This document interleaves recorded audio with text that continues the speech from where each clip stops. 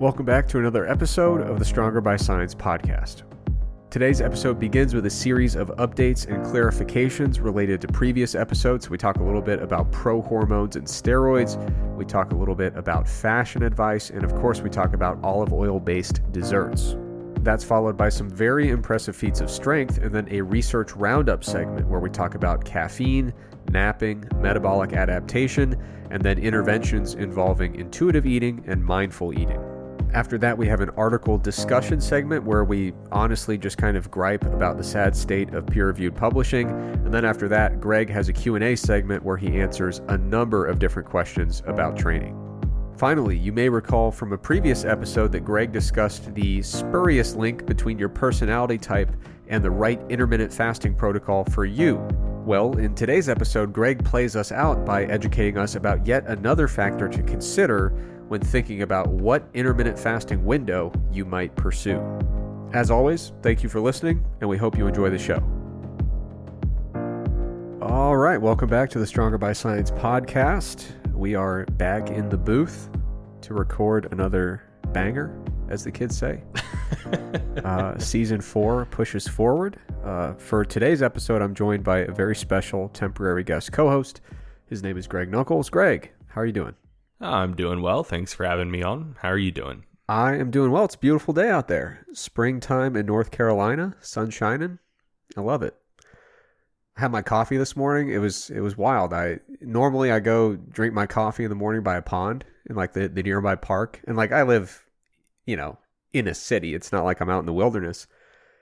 There's a bunch of wildlife today. There's like this hawk that was chilling there and a bunch of turtles. A bunch of deer came by. It was a very atypical day. I don't know what was going on there. City of Oaks, baby. Absolutely. Those are all critters one can find in a deciduous temperate forest. Yeah, it was lovely. You'll love to see it. Yeah. Okay, so good news. Let's start off with some good news. I'm going to kick things off. Starting out, I saw this story. An anonymous donor used $1,000 in Dogecoin earnings to pay adoption fees at a Daytona animal shelter, keeping the animal theme going here. So you love to see it. I get a kick out of all these stories, though, because the entire concept of Dogecoin, it just doesn't seem like real life, and yet people are making actual wealth and apparently doing some good things with it. So that's always nice to see. Yeah, it's a meme that also happens to be environmental terrorism. But if you can put that towards saving some animals, more power to you. Yeah, I do hate the everything about the energy costs associated with mining of cryptocurrency. But, we're going to try to pretend that there's good news, and that is part one. Part two. I am on the good news segment to bring it down. Correct. And you never fail. There is nothing I can do there's nothing I can't do to rain on your sunny disposition. Correct. That's okay. my gift. Point number 2. I think this one's going to win you over. I saw an article headline that McDonald's sales are back to pre-COVID levels. Hell yeah. Profits in the last 3 months have jumped almost 40%. And I'm not usually one to get really personally worked up when an enormous corporation makes a bunch of profits, but you just love to see McDonald's back on top. They're an American fixture, and one of the things that's always gotten under my skin is that fitness people completely disparage McDonald's almost as if they have to. It's like kind of a knee-jerk reflex where people are like, do you like fitness? Yes. How much? I love fitness so much that I'm going to pretend McDonald's isn't absolutely delicious, when in fact it is. And we were talking about this off the air. I think that movie by Morgan Spurlock, Super Size Me, I think that is what made people start treating McDonald's as if it was like its own class of poison, which I don't know. McDonald's it tastes really damn good. And if you tell me it doesn't, then I am going to think that you're a liar. Oh, yeah. And I mean, like the documentary itself was pretty ridiculous because it's just like, hey, I'm going to go out of my way to not exercise and eat 5,000 calories a day. And guess what? A month later, I gained weight. It's not great. It's like, no shit, dude. And like the barbs that they throw at McDonald's, it's like, oh man, there's so much fat, there's so much sodium. It's like, yeah, that's why it fucking tastes good. Yeah. You know? Yeah. No, McDonald's is delicious. And I love to see them succeed. Now, I don't want to be a hypocrite. It's been a while since I had McDonald's, so I don't want to. Now, if they want to sponsor the show, I can change that. I could eat McDonald's every day, but they are not a sponsor of the show, which is a shame. But I haven't had it in a while, but it has a special place in my heart. I've eaten enough McDoubles to satisfy many lifetimes. So good to see them back on top. What do you have in the realm of good news this week? Yeah, so I have some good vaccine news, and I'm not going the direction with this that you probably expect me to be. Well, I'm going the direction you in particular expect me to go because you can see the outline. But this does not relate to COVID at all. It relates to malaria. So malaria is still a very serious illness. A lot of people get it per year. A lot of people who are either very young, very old, immunocompromised still die of malaria every year. And one of the reasons that it's been such an issue is that it's... I saw a quote in an article that something along the lines of like, malaria vaccine trials are where good ideas go to die. It's just been very, very challenging to come up with an effective vaccine against malaria. And that's largely because malaria is caused by a parasite. So, most of the things that we have good vaccines for are caused by viruses or bacteria. And, vaccine manufacturers have a lot of tricks up their sleeves to figure out how to provoke an immune response that will help the body fight off bacterial and viral infections. Parasites are an entire different beast. They're much more complex. They're apparently way, way harder to develop a vaccine for. And there is a vaccine currently out there, but it's not very effective. It's certainly better than nothing, but recent trials show that it's probably around 55% effective. But there is a new one coming down the pipe, and results from a phase 2 clinical trial show that it is about 77% effective at preventing malaria infections, which is absolutely excellent. So, lots of stuff that performs well in phase 2 trials doesn't wind up making it through phase 3, but currently it looks very optimistic, very exciting. And I'm definitely hoping that pans out. Man, those challenges that you described and the efficacy numbers, it just makes you so much more grateful for the batch of COVID vaccines that are out there. Like, as disastrous as the pandemic has been, the fact that we were able to get 4 or 5 really viable vaccines out there. Is that where we're at now? I think globally it's more than that. Yeah, it might be. Because there's Pfizer, Moderna, Johnson & Johnson, AstraZeneca, which is currently on hold. Everywhere? I don't think everywhere, but a lot of places. But I think people are expecting that it will get rolled out again. Yeah. And I mean, those are just the ones from kind of like the Anglo world. There's also Sinovac and Sputnik. And, oh man, I feel like there was another one maybe developed in either Brazil or India. And I believe Cuba either developed one or is currently in like late stage trials for one. So I think there's like 4 that are getting pretty broad rollout currently, and like at least another 4 that are out there. Yeah. It's just, man, the fact that we, within a year, were able to get vaccines out there with the kind of efficacy numbers that they have is pretty remarkable. All right. So let's move on past the good news. Got some updates and clarifications, actually quite a few. So I'm going to kick things off. So I mentioned Prohormones on a previous episode. I forget which one, to be honest, but we were talking a little bit about prohormones and going back and forth about when they got banned and when they got taken off the market and stuff like that. And a quick shout out to Dr. Mike Lane, very strong gentleman, good friend of mine, very funny, also very smart. He is a professor of exercise science, really knows his stuff, and he's a really solid lifter as well. But he kind of left me a voicemail and kind of jogged my memory about some of the timeline here, and it encouraged me to revisit the topic and kind of fill in the timeline. So 1990 was the Anabolic Steroids Control Act that really shook up the recreational use of anabolic steroids. It's crazy to think of this now. You know, Greg, you and I were, one of us is in our 20s, the other very old, in our 30s. This is the first time I've actually said that I'm in my 30s. Man, I feel really old very quickly here. But anyway, our entire lives, steroids have been a very bad thing in America, you know, treated as a controlled substance, just like any other extremely terrible street drug.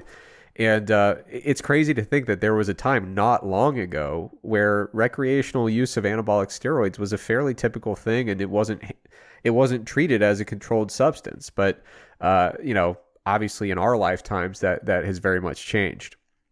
So people still liked to get big even after steroids were officially labeled as controlled substances.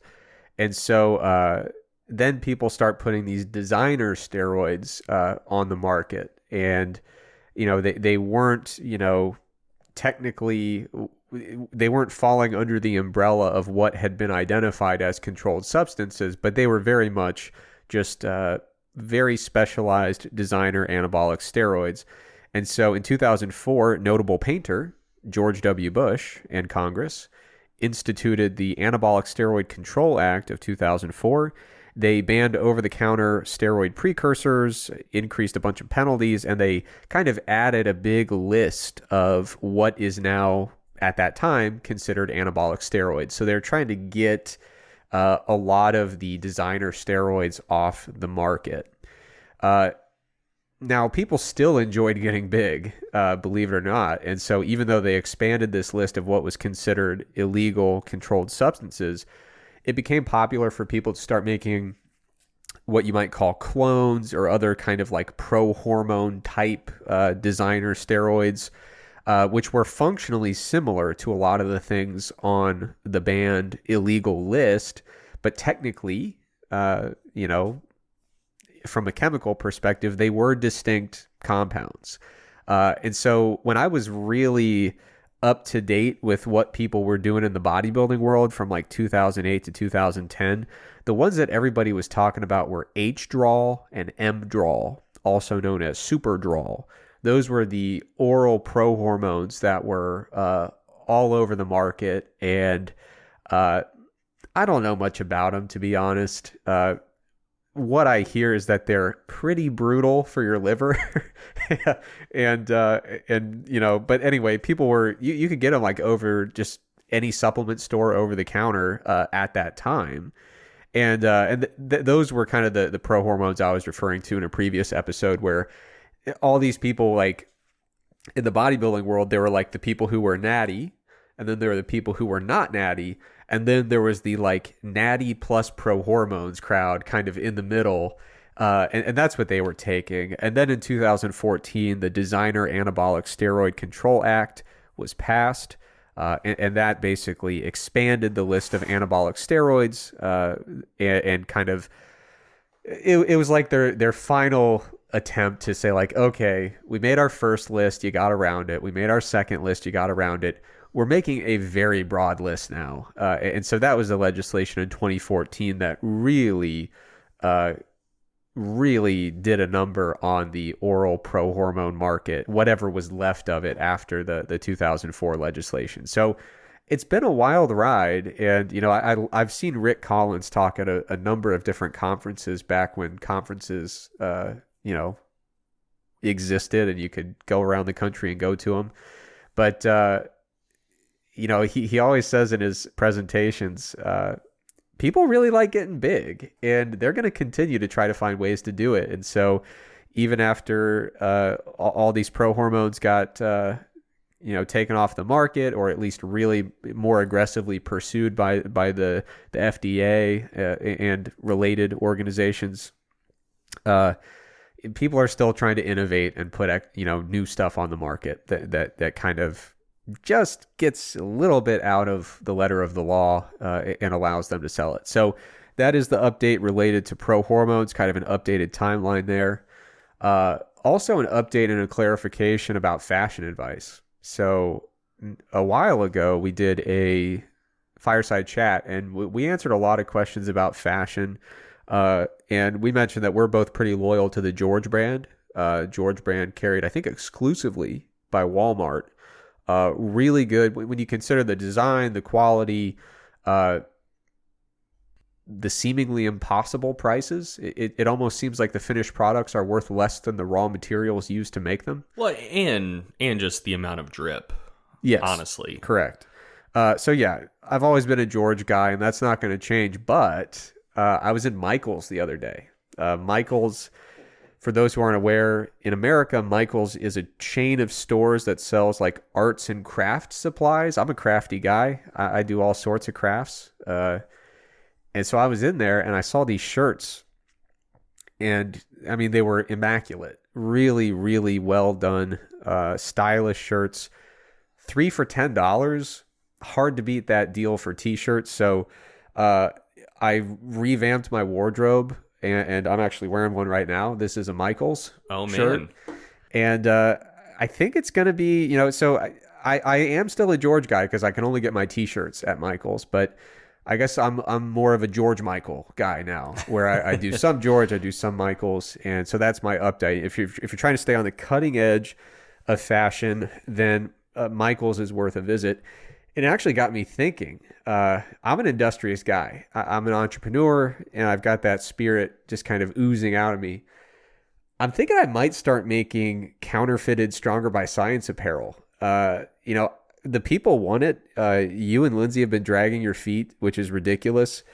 So I think I'm going to start like Trexler Apparel LLC and just start counterfeiting completely unlicensed Stronger by Science gear. So folks, keep an eye out for that. How are you going to sell that gear? I don't know. I'll figure it out. Do you know the login info for our email service? No. Okay, cool. So I had an update and clarification as well. Very big mistake on my part, and I apologize in advance. A few episodes back, I recommended a recipe that people should check out and make for themselves if they have a sweet tooth that they want to sate. It's a recipe for olive oil blondies from Sola El Whaley. Very good recipe, still strongly recommend that. Not going back on that in the least. However, in that segment, my wife brought this to my attention. I did note that I had not had other olive oil non-cake desserts, and that is incorrect.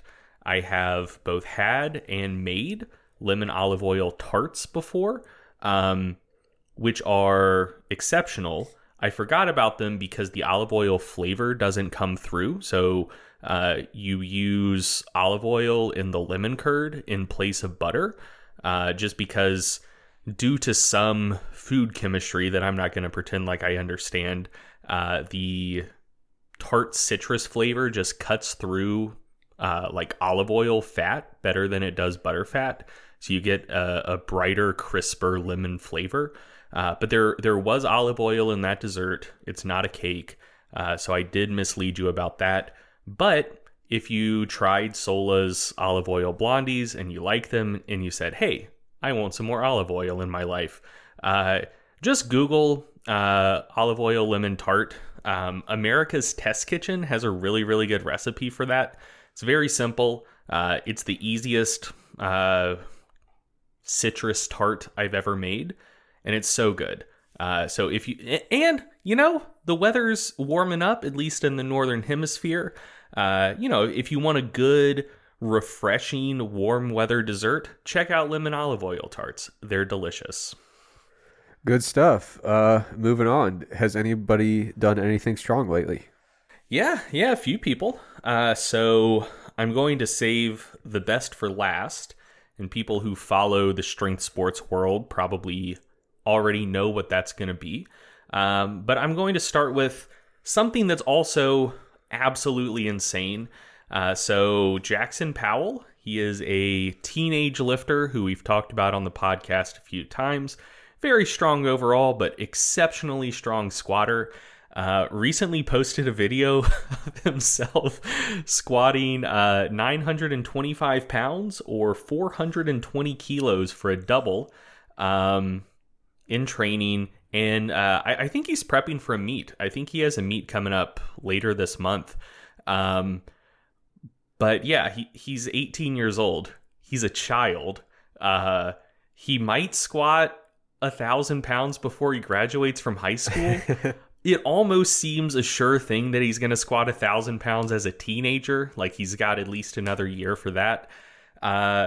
Regardless, absurdly strong. Absolutely incredible. Very, very impressive. Moving on from the Kern US Open. Chad Pinson unseated the great John Hack, totaling 996.5 kilos or 2197 pounds in the 198 pound or 90 kilo weight class to win that weight class, and I believe win best overall at the meet as well. He also squatted a world record. So in knee wraps, he squatted 400 kilos at 90 kilos. That's 881 pounds for Americans. And that's just bonkers. He he came 3.5 kilos away from totaling 1,000 kilos at a body weight below 200 pounds. So just bonkers shit all around. And congratulations to him. Also, check out the videos from that meet. Chad Pinson is outrageously jacked. So also kudos to him for that. Also from the Kern US Open, Hunter Henderson, female lifter, competes at 165 pounds or 75 kilos. She set a world record with a 295 kilo or 650 pound squat in knee wraps. And you should also check out the video for that. By the way, we're going to start posting the videos in the show notes. Eric has had access to the videos this whole time. They are always posted in the outline. I've seen the comments saying, hey, where are the videos for Feats of Strength? That is the main host's fault for not including them, not the temporary guest co-host, just so we're clear about that. But anyway, check out Hunter's squat. It looked like an opener. I mean, I don't know what it looks like when she misses, but she looked like she had at least 675, 680 in her. Very, very impressive lift. And the second to last one I have on my list, I know I'm going to butcher this name, but I believe Russian lifter Pavlo Nakonechny deadlifted 435 kilos or 959 pounds for a triple in the gym. He was lifting equipped. I believe he has competed in powerlifting, but he primarily competes in strongman now. But yeah, 959 for a triple. Very, very strong. But when checking out his Instagram, that actually wasn't the most impressive lifting he's done recently. For my money, he did a set of rows that was maybe more impressive than those deadlifts. It was 260 kilos or 573 pounds for like a reasonably strict set of 6. So for most people out there, there is someone who can do relatively strict rows with your deadlift max. And that is both cool and terrifying. And then the last thing I have, again, if you follow strength sports, you knew this was coming. Lasha, my boy, the Georgian god of weightlifting himself. Some videos came out of some training lifts. He snatched 225 kilos and clean and jerked 270. I believe both of those are... No, I don't believe. I'm 99.999% sure both of those are the biggest weightlifting lifts ever caught on video. In freedom units, that I believe is 496 pounds for the snatch and 595 for the clean and jerk. So he's 2.5 kilos away from going 500, 600 in weightlifting, which is just bonkers. That's insane. He's so strong. I just want to see him go 500, 600 at the Olympics. That would be so nasty. Yeah, that would be cool. But you did not put a video of his lift in the outline, so I don't accept any responsibility if that doesn't make it into the show notes. I will add that video to the outline, but to be clear, all of the rest are already in there. So if you don't see at least 4 Feats of Strength videos in the episode description, send your hate mail to Eric Trexler. Perfect. All right, so moving on to some research stuff. I've got a quick Research Roundup segment this week. Research Roundup, for people who are just joining us for the first time, welcome, by the way. Research Roundup, we just look at a few different pieces of research, not super deep dives into them, but just kind of hitting the highlights of some new research that's come out. So the first study I wanted to talk about, it was called Caffeine Use or Napping to Enhance Repeated Sprint Performance After Partial Sleep Deprivation. Why not both? A good question indeed. So the purpose here was to compare 3 different interventions. The idea was you either take a 20-minute nap, or you have a dose of caffeine, 5 milligrams per kilogram, a pretty generous dose of caffeine there. Or the third intervention was a combination. So having caffeine right before that 20-minute nap and seeing how those would affect repeated sprint performance, again, after a night of partial sleep deprivation. And if memory serves, I think during the nights of partial sleep deprivation, I think they got about 4 hours of sleep, give or take. So that's usually about what they try to do with these types of studies.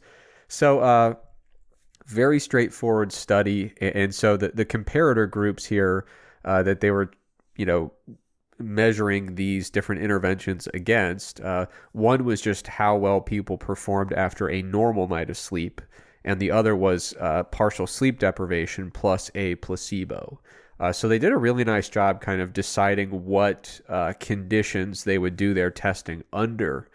And the results were pretty interesting. So first things first, you might be wondering, caffeine before a nap, how does that work? Because usually caffeine induces wakefulness. Well, you can do a caffeine timing strategy where if the caffeine is consumed just before the nap, you're really not going to be getting a ton. You're probably not going to reach your peak blood levels of caffeine until after that 20-minute nap is already over. So you actually can time that pretty effectively. It's not like the moment you ingest caffeine, you're going to instantly be awake and alert and unable to nap. So you can time that up perfectly, but you do want to make sure you get that caffeine dose just before the nap occurs. And you probably want to avoid, I would imagine, if you're going to try that strategy, you probably want to avoid caffeinated gum as your route of administration, because that does tend to get into circulation a little bit quicker than caffeinated beverage or a capsule or something like that. So with this study, they had 9 highly trained judo athletes who underwent all these different conditions in a crossover trial. And the results were pretty interesting. So napping, just to kind of put it in a nutshell, rather than going each outcome one by one, the general finding was that napping was actually a little bit better than caffeine alone.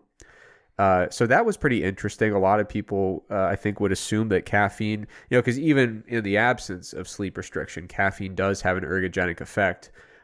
Napping alone was actually a little bit better than caffeine alone within this context. But as you could kind of tell by the title, napping plus caffeine took the gold medal here. It was actually better than either treatment independently. So I thought this was a really practical, kind of quick, simple, to-the-point study.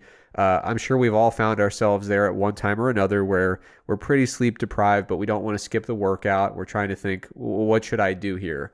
Should I just try to caffeinate my way through it, maybe take a nap? And as the title implies, why not both? It looks like both can be a pretty good combined strategy. Now, moving on to another study. I'm going to save the metabolic adaptation one for last. I'm going to go out of order with the outline here. The next one I want to cover is the title is The Influence of Mindful Eating and or Intuitive Eating Approaches on Dietary Intake, a Systematic Review. Now, when I talk about this study, I want to be very clear that I'm not trying to attack a straw man argument here. I think a lot of people, when they see that title, this study was looking at how intuitive eating or mindful eating specifically impact dietary intake. So the amount of food taken in and the quality of food taken in. And so a lot of people right off the bat would say dude, nobody's saying that intuitive eating or mindful eating are going to change your intakes. They're not marketed as, highly efficacious weight loss strategies to lower your calorie intake necessarily. In most applications, they're treated as a pretty weight neutral approach that doesn't insist upon lowering your calorie intake or changing it in any direction.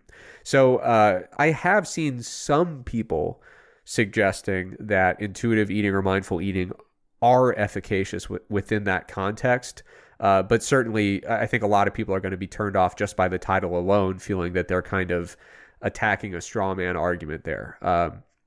But, whenever we have a strategy like mindful eating or intuitive eating, I think there's a tendency for it to become popular. And it certainly has. Both of those strategies have become relatively popular. And when we see the strategy, it becomes popular. And I think it also kind of represents something that people feel strongly about, which is kind of getting away from the ultra restrictive diet culture. I think it can lead to a level of enthusiasm where people might start to kind of use the transitive property and say, okay, intuitive eating and mindful eating are good for this. Therefore, let's assume that they're just a pretty kick-ass intervention for all things I might want to do with them. So some people have been kind of implying that these are good strategies for reducing calorie intake or drastically altering quality of food intake and things like that. So I think that's what the researchers were really trying to get at here. Now, they looked at... So I have a question. Sure. I don't follow the nutrition world closely, which is to say at all.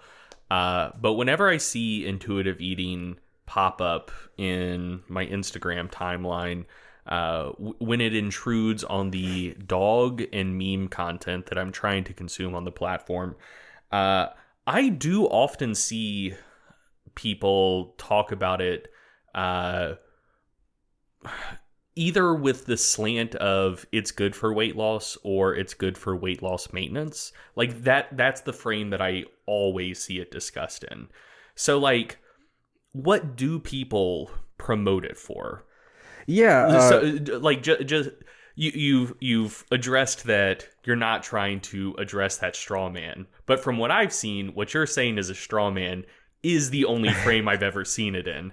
So what is the quote-unquote correct frame to discuss intuitive eating in? So, I acknowledge that I do see that, but I think I'm trying to be extra charitable, perhaps. But no, you do see people saying, oh, this is a great strategy specifically for weight loss. But generally speaking, these interventions are treated as pretty weight-neutral approaches.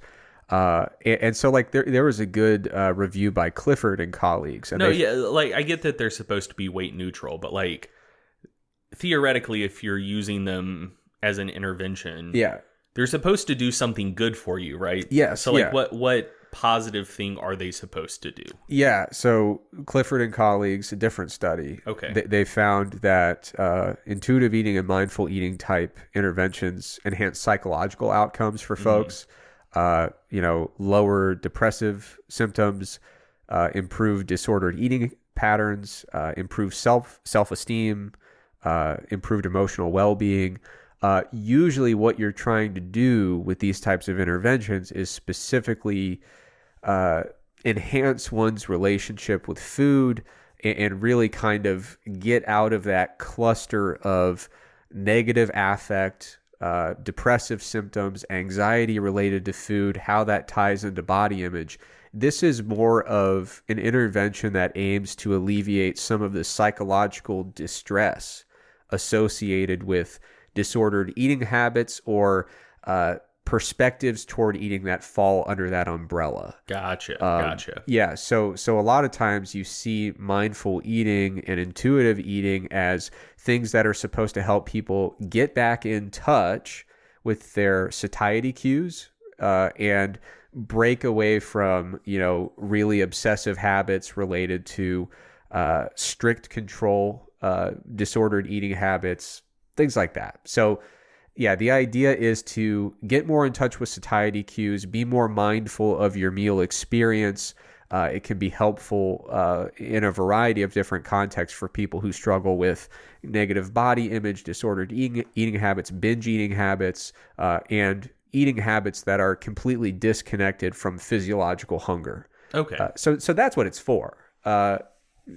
If you ask anyone who uses it in a clinical setting.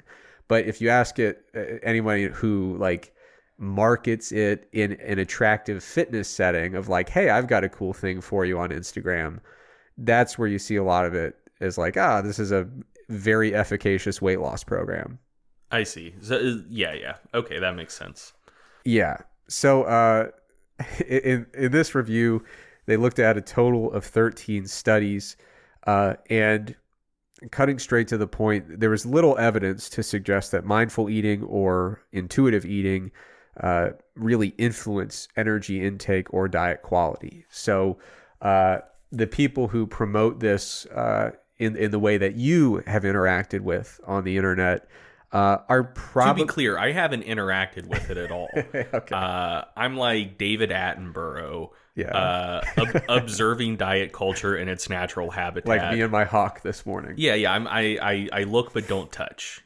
Yeah. So yeah, the people who are pushing these interventions in that context are probably getting a little ahead of themselves. Maybe they're the innovators that are ahead of the science. That has happened before. But the science so far has not caught up with their marketing, and who knows if it will. But again, I just want to reiterate that doesn't mean that there's no place for mindful eating interventions or intuitive eating interventions. Like I said, there's good research indicating that these interventions can enhance psychological outcomes, reduce depressive symptoms, reduce disordered eating patterns, improve self-esteem, improve emotional well-being, and help people get back in touch with being present and mindful during their eating and really adhering to their physiological satiety cues in a much more connected way. So there can be some really positive things here, but when we look at this literature, we don't see significant consistent changes in energy intake, diet quality. We don't see significant changes in body weight, blood pressure, blood glucose, cholesterol. So it has a place. It can be an efficacious intervention, but only for the things that it's really targeting. And this is not inherently a weight loss strategy. So the final thing I wanted to cover in the research roundup relates to the old hobby horse, metabolic adaptation. So I wrote an article for Stronger by Science on the website that's 1 million pages long. It's the first ever 1 million-page article. It is very, very long, and it covers a lot about adaptive thermogenesis and metabolic adaptation and things like that. And so whenever a new paper comes out on the topic, people often reach out to me, they send it to me, and they say, what do you think about this? And so this was one of those cases. The title of the paper was, Does Adaptive Thermogenesis Occur After Weight Loss in Adults? A Systematic Review. And some people encouraged me to write about this for mass, but I opted not to. And the reason was, Greg, I'm sure you can relate to this. A lot goes into selecting what article you want to choose for mass. You want to make sure that you're choosing an article that is going to be highly beneficial to readers with some good practical applications. And so when I looked through this particular paper, it was very technical, very nuanced. And when I look at the takeaways that I got from the paper, they weren't takeaways to help a trainer do a better job with their clients. They weren't takeaways to help a dieter have more success. They were takeaways for how a researcher ought to design the next study on metabolic adaptation. And so I didn't want to take our poor readers through this ultra nuanced look at the literature, ultimately to say, I hope the researchers account for this stuff in the future. I didn't think that was enough of a payoff. And as you often say, the juice was not worth the squeeze for a mass article. But quickly looking at it, I do want to at least give an answer to the people who sent this to me and wanted my feedback on it. So looking through this paper, there were some areas of agreement where I definitely agree with the perspective of the researchers who wrote this paper. First of all, this literature is very, very nuanced. That's something that we definitely agree on. Number two, energy balance, acute energy balance matters in a big way. So when you're looking at metabolic adaptation, it matters if you're measuring people who are in negative energy balance at the time of measurement or positive or neutral energy balance. That's a huge consideration that alters the measurement in a big way. Number three, I believe I agree with the authors. I guess I should say I believe they agree with me that metabolic adaptation is observed during active weight loss, but it does tend to be smaller when energy balance is restored. And that's specifically when we're looking at resting energy expenditure. We could see a pretty big adaptive drop during active weight loss in negative energy balance. But once that individual is weight stable and back in energy balance, that deficit in the resting component of energy expenditure is largely closed. It tends to be a lot closer to predicted once energy balance is restored. Number four, the resting metabolic rate component when it comes to metabolic adaptation is less impactful than when we look at something like non-exercise activity thermogenesis or total daily energy expenditure. Number five, measuring individual organ mass is great if you have the ability. So these researchers pointed out that some of the studies, instead of just looking at predicted metabolic rate based on total fat-free mass or total lean mass, they measured body comp via MRI. And so they were able to go in and say, well, the resting metabolic rate, the metabolic activity of a kidney is different than that of a heart, which is different than that of a liver. So they could actually calculate based on organ size those tissue-specific metabolic rates, which is really great if you can do it. Takes a lot of work and a lot of money and a lot of time, but if you can do it, I agree with the authors of this review. That's a really nice thing that enhances your predictive ability. Number six, I agree with them that metabolic adaptation is not an insurmountable barrier to weight loss or the maintenance of weight loss. It is, it induces a little friction, but if planned for, it can absolutely be overcome and attenuated and circumvented. And number seven, metabolic adaptation is not the primary contributor driving weight regain. It doesn't help. You would like your energy expenditure to be higher if you're trying to prevent weight regain. But I think there are far more impactful things at play. And when we look at research that actually does try to use regression to predict in our sample what was driving weight regain, it's usually not a reduction in resting energy expenditure. I think a reduction in non-exercise activity probably contributes, but is often harder to measure than resting energy expenditure. I think reductions in fat-free mass can lead to some pretty excessive hunger after the weight loss period and during the weight loss period. There's a lot of good research by DeLu and colleagues looking at the effect of deficits in fat-free mass and how they drive specifically appetite during and after a weight loss attempt. So, and then there's all the psychological factors that go along with trying to maintain these behavioral changes for the long term. And of course, the psychological factors of, if you've really been restricting food for a long time, your psychology can go nuts. I've talked to people, this is honest, it's probably not going to sound true, but it is. Some people late in a contest prep, when they're getting really lean and they're in the deepest throes of metabolic adaptation and they've been restricting food for a very long time, they're on very low calories, they will start to hoard kitchen gear. So like people will go and buy kitchen appliances that they can't even really make use of yet because they're just like, oh, dude, in 6 weeks, I'm going to eat so much food and I have 300 recipes I'm going to try. I've actually heard of people gathering up kitchen gadgets in preparation for when they're going to be able to explore all these new recipes again. So there's some weird psychological stuff that goes on with weight loss. You're going to need to cut this from the final episode. Why is that? Well, because if Lindsay hears this, she will never let me embark on my eventual road to the stage. Because we don't have room for more kitchen gadgets. No, you don't. That's an ongoing debate within your household, and I think Lindsay's right. You already have too many kitchen gadgets. I really need a food dehydrator. You can get that. Okay. Now there were some areas of disagreement. Those were kind of the big highlights of the paper that I could definitely get on board with.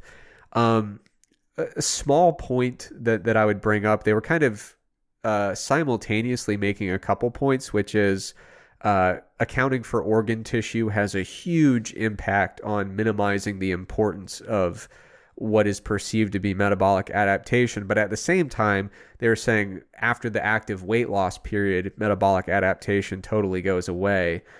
And they never really, in my opinion, tied together how that works. It seems like they were kind of pinning it on these two different things, but if you're losing a great deal of organ mass during the diet and then stabilizing a neutral energy balance, and we're saying that the loss of that organ mass is a big contributor to what we think is this adaptive drop, I don't see that organ mass being promptly regained in a post-weight loss, weight neutral state. So that was one thing, a very minor point that I think warranted a little additional clarification. Well, I think it depends on how you're defining metabolic adaptation.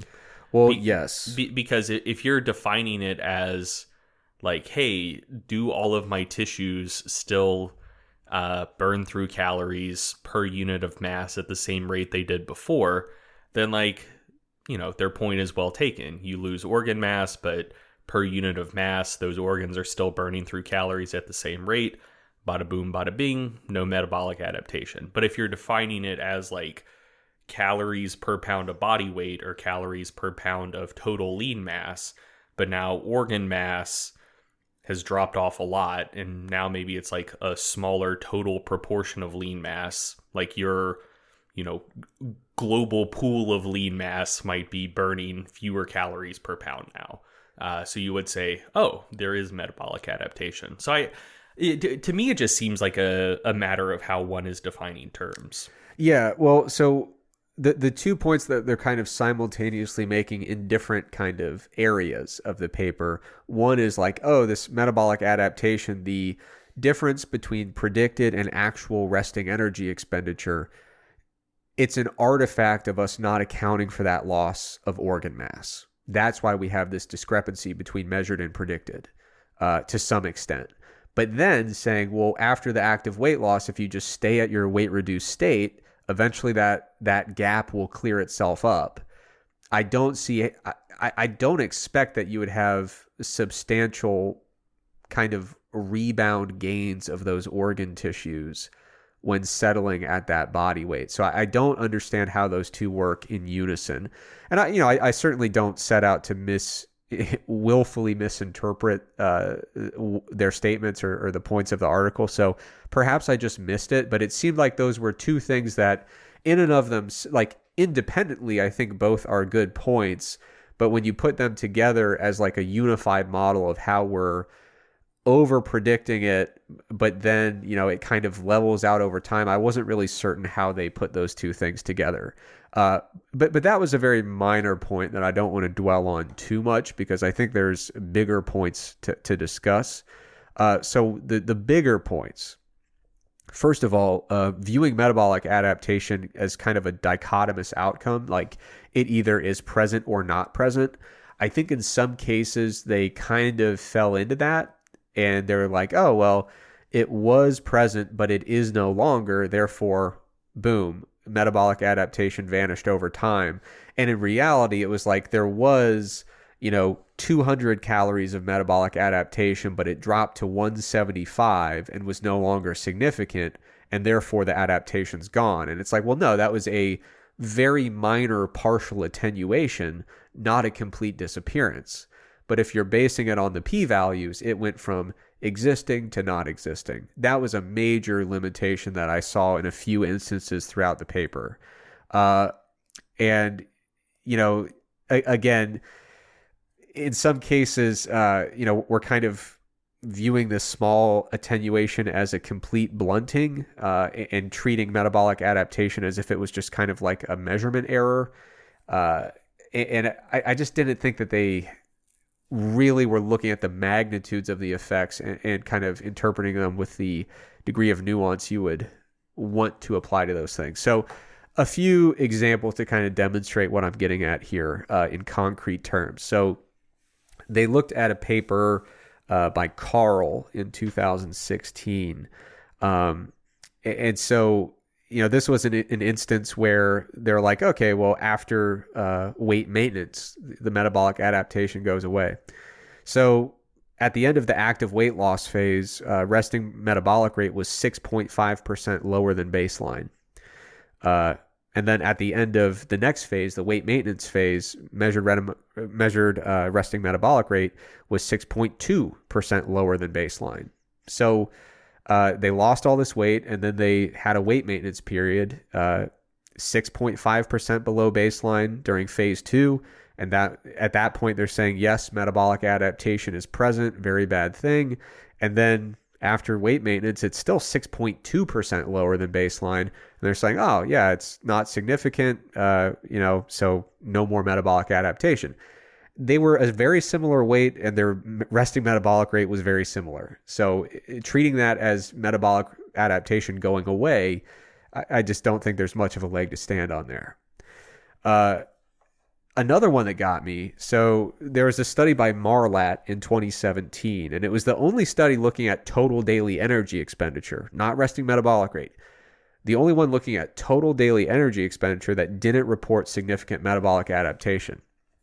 Now, this was a 2-year follow-up from a study by Ravusin in 2015. So in the original study, it was like this 24-month weight loss intervention. And so the calorie restricted group in this original study, they lost like all their weight pretty much in the first 6 months. Huge drop in the first 6 months, then another little drop from 6 months to 12 months. And then from 12 to 24, the intervention continued, but they actually had a slight weight regain, very, very minor. But basically, they lost a bunch of weight, about 8 kilograms, and maintained it from month 12 to month 24, approximately maintained it. Now, if you look at month 12, when they were really at their lowest weight during this weight loss attempt, there was like definitely metabolic adaptation in this original study. So total daily energy expenditure was 250 calories below what it was predicted to be.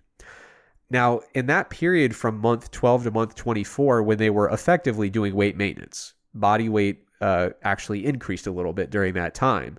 And they were still trying to maintain their typical behaviors that induced the weight loss. That gap between measured and predicted total energy expenditure, again, at month 12, it was like minus 250. At month 24, it was like minus 240. That persisted, period. And both of them were statistically significant, p less than 0.01. Both of those instances, there was metabolic adaptation. Now, what they argue in the follow-up paper was that after a maintenance period, the metabolic adaptation effectively goes away. But there's two big problems with that. So first of all, they gained a substantial amount of weight in that follow-up period. So it's quite likely that they are being measured in positive energy balance, which is a pretty big consideration to keep in mind. But the more important thing is that total daily energy expenditure was measured with different methodology. And so, like, that's a huge deal. And so, like, if you want to know within that study if the metabolic adaptation went away during weight maintenance, look from month 12 to 24. Everything was measured the same way. It was a continuous intervention. And during that period of actual slight weight regain, the metabolic adaptation persisted there.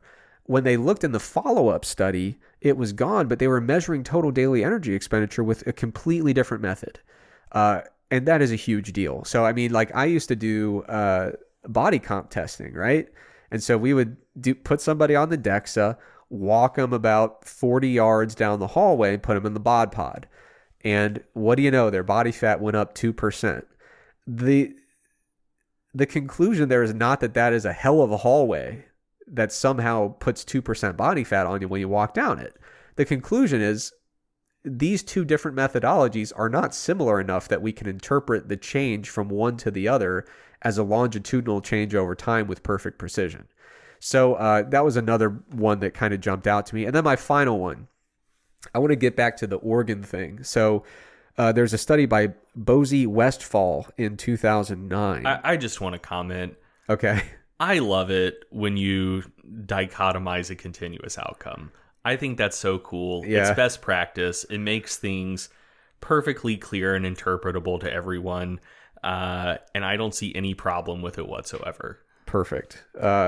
So this... No, so, I mean, that's one of my little hobby horses because, like, the same like debate took place with hypertrophy research. You know, and you'll still see people make claims like, oh, it takes 8 weeks of training for hypertrophy to occur. And it's like, no, like, most studies fail to detect statistically significant hypertrophy within or prior to 8 weeks. It's not like you weren't growing and then 2 months after you start training, boom, jacked.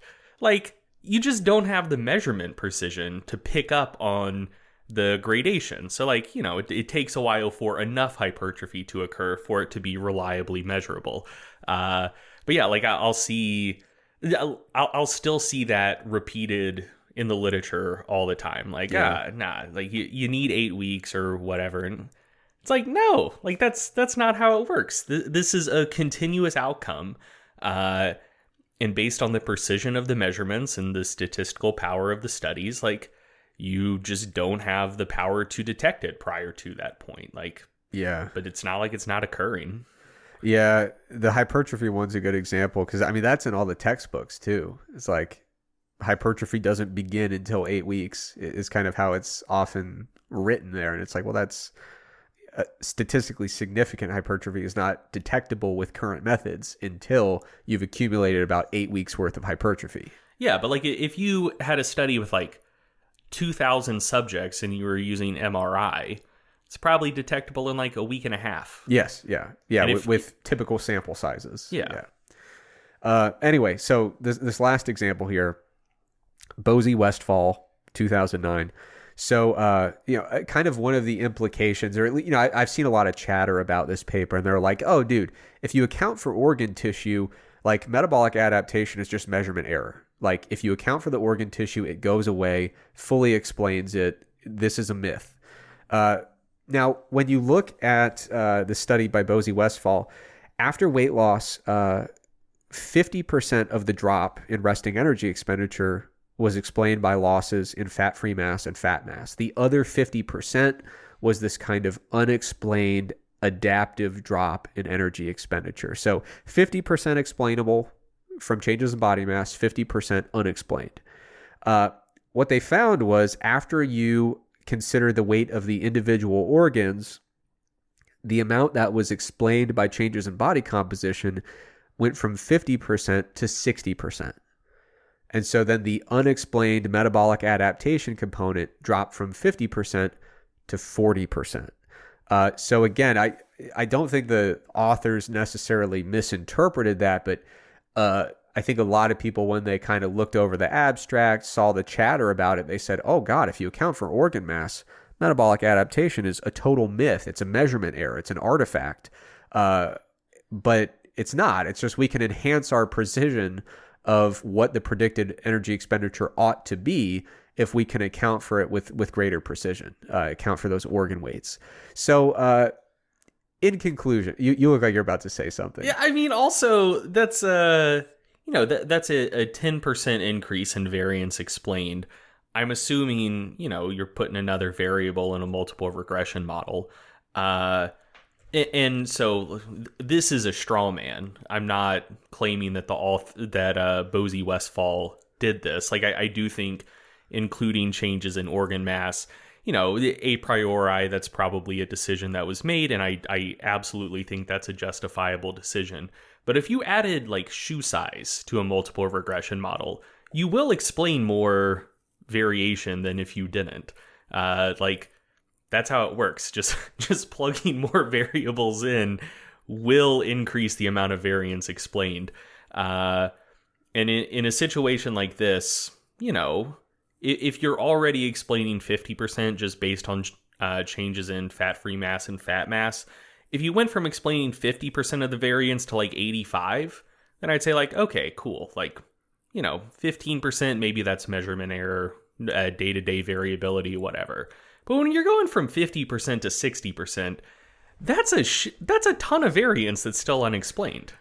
Exactly, yeah. And so the takeaway from that study is not like, oh, wow, turns out metabolic adaptation is just measurement error. It's, we can get a more precise estimate of it if we account for organ mass, which I fully agree with. So, a lot of the chatter surrounding this study was like, did you know that metabolic adaptation, like, kind of maybe doesn't happen, and even if it does, you can fully explain it by changes in organ mass, and then even if it does, it goes away over time. You can see how if we treat metabolic adaptation as a dichotomous variable, if we look specifically at resting energy expenditure rather than total energy expenditure, which incorporates non-exercise activity, which is by far the most impacted aspect of energy expenditure, if we start making this kind of series of reductions and simplifications, we can work our way to some of those conclusions, but ultimately they are, in my opinion, erroneous conclusions. I think the value from this paper, which was well done, it was a nuanced review of this literature. The real conclusions are for researchers moving forward. If you're going to study this, what do you need to do? You need to measure people in energy balance to the best of your ability. You need to, when possible, look at total energy expenditure rather than just resting energy expenditure. If you have the ability, accounting for organ mass is a really fantastic thing to do. So I think this is a very valuable paper, but I do think it's one of those instances where the value got lost by a lot of readers and the chatter was a little bit overly reductionist. And one final parting comment about this, which was my first response before I looked into the organ mass stuff. I was thinking, so what if accounting for a loss of organ mass, what if that explained away all of metabolic adaptation? And then I was like, well, what the hell do I tell a client? Because it's like, oh, damn, I can't eat anything. I'm hungry as hell. My energy expenditure has dropped a lot. I'm in a really bad spot here because I want to keep losing weight, but I can't keep losing weight on the calories that I'm comfortable with, and I have to keep on cutting because my energy expenditure is low. Am I supposed to look at them and say, oh, don't worry, it's because your kidneys are smaller? Does that fix it? Like, that's not from a practical perspective, that's not helpful in any way. If we just tell somebody like, oh, hey, by the way, all your organs are going to shrink and it's going to suck. That's not practically any less shitty than just saying like, yeah, for some unexplained reason, your energy expenditure is going to drop. I don't know that that's true.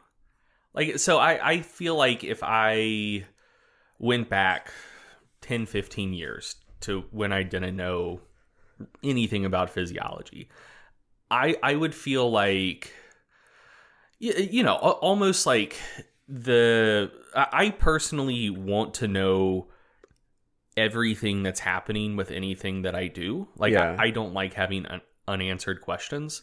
And so okay, like I'm in a deficit.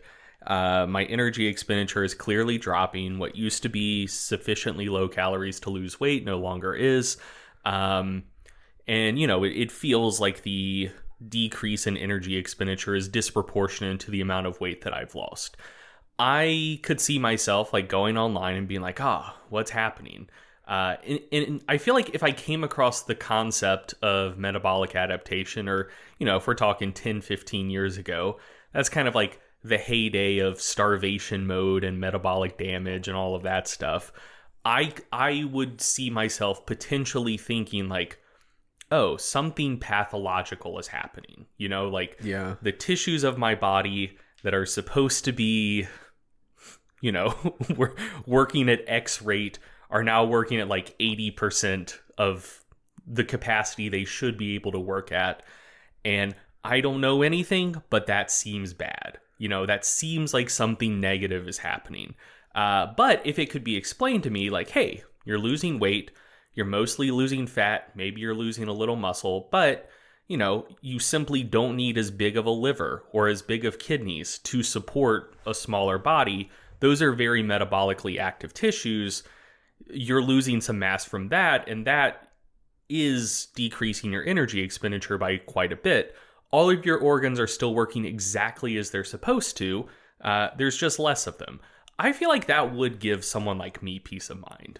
Yeah, I could see that, especially if we're setting up a dichotomy where there either is this organ-related answer or there is no answer, But my perspective, perhaps I'm too close to this literature.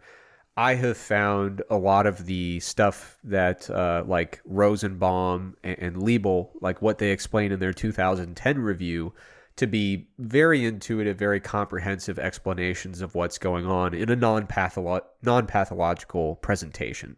So from my perspective, if I'm saying like, oh, it's not that you have a drop in leptin that's impacting these various aspects of energy metabolism, it's instead that you have a drop in organ mass that's affecting metabolism. Perhaps for some people that's a little bit more tangible and can give a little more peace of mind, but at the end of the day, in terms of the practical application of what you do with that information, I'm not sure if it necessarily gives us any additional avenue to pursue there. So, I mean, I'm all for getting better understandings of how we explain these drops in energy expenditure. And like I said, overall, I think it's a valuable paper, and I think it's I think they had some really good points and some good nuance to it. But I did think it was kind of funny that the kind of takeaway that a lot of people were getting at is like, oh, it's totally fine. It's just that you lose organ mass and you can't do anything about it, and your energy expenditure is low. Because a lot of the messages I get from people who are worried about metabolic adaptation, it's just, how do I get more calories? Mm-hmm. And so it's not going to do much for that crowd. But for the very curious crowd, anything that we can add that explains a little bit more of it, I think is a positive thing. No, yeah, I think that I think that our audience and the people that we directly interact with probably aren't perfectly representative of the general fitness industry. Like, I think that, I think most people who are in our audience are probably the people who are more just kind of like results oriented and realize like, hey, I'm going to go into a deficit. It's not going to be particularly pleasant. I'm going to have to eat less and less and less. And like, that's fine. But I do think, I mean, like I mentioned, not all that long ago, you'd see people talking about like quote unquote starvation mode all the time. Like that is something that, you don't see people talking about in our niche of the fitness industry much at all anymore. but like people in the broader fitness industry, like that idea still has a lot of purchase. Yeah. Yeah. And a lot of people who kind of have this impression that something's wrong with them, something that needs fixing. Which of course creates this kind of opening for people to fill that and say, oh, well, I actually have what you need. And I'm going to market that I can cure you of your ailment. So yeah, I'm definitely with you on that. But while we're arguing and getting contentious, this is a good opportunity to shift to the next part of the outline here. And I guess probably just address the most controversial Stronger by Science content of all time. I kind of wanted to open the door for you to, I guess, apologize or clear the air for the controversial content you've been putting out. What content? The study list. Oh, yeah.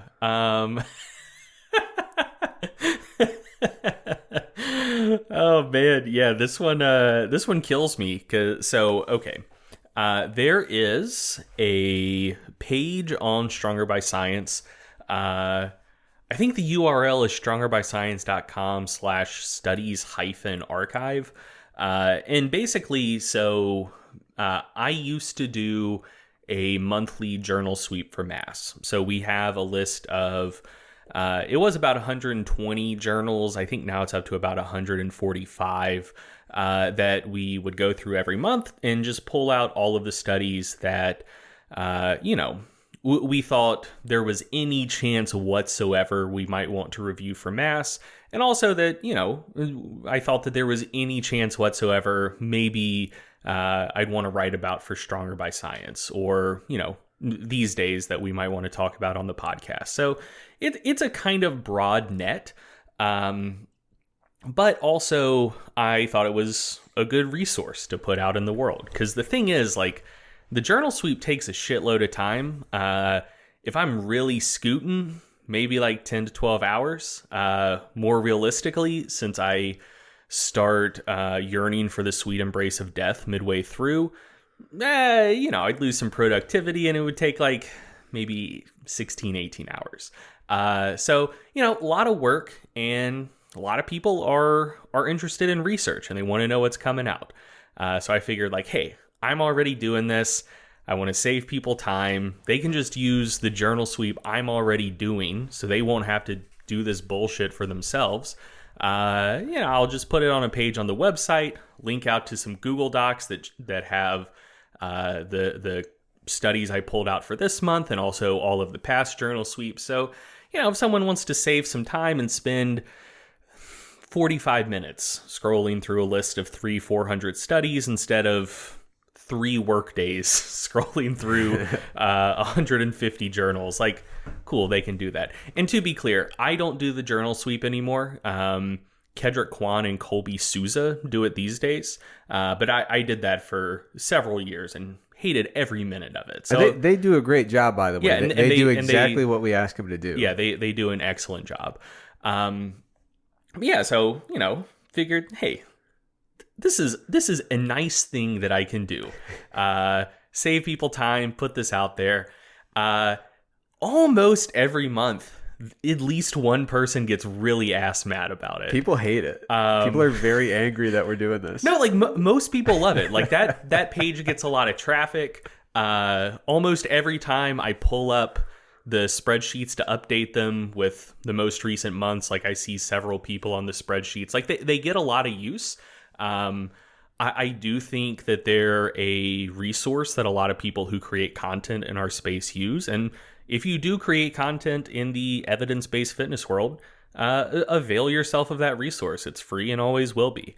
But yeah, so I think most people like it, but there is a very vocal minority that just fucking hates it. I don't know how to elaborate that much more. But it's just I just get a kick out of it every single month. Somebody is very angry, specifically at you, and it runs the gamut. So some people will be like, "Oh, there's 400 studies on this list. Who could possibly find the time to go through all of them?" And then there will also be like, "Oh, I have this hyper specific research niche, and I looked through and." you included 5 of the studies in my little niche that I'm interested in on your list, but there were in fact 2 more that I think were cool that were not on your list, you fucking charlatan.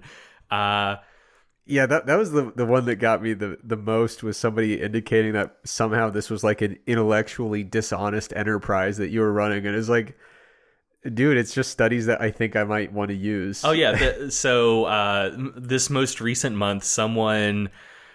what phrase did they use like half a dozen times? It lent itself to catch penny works, which I didn't even know that word. Yeah, neither did I. I assumed it wasn't good. I think it's British.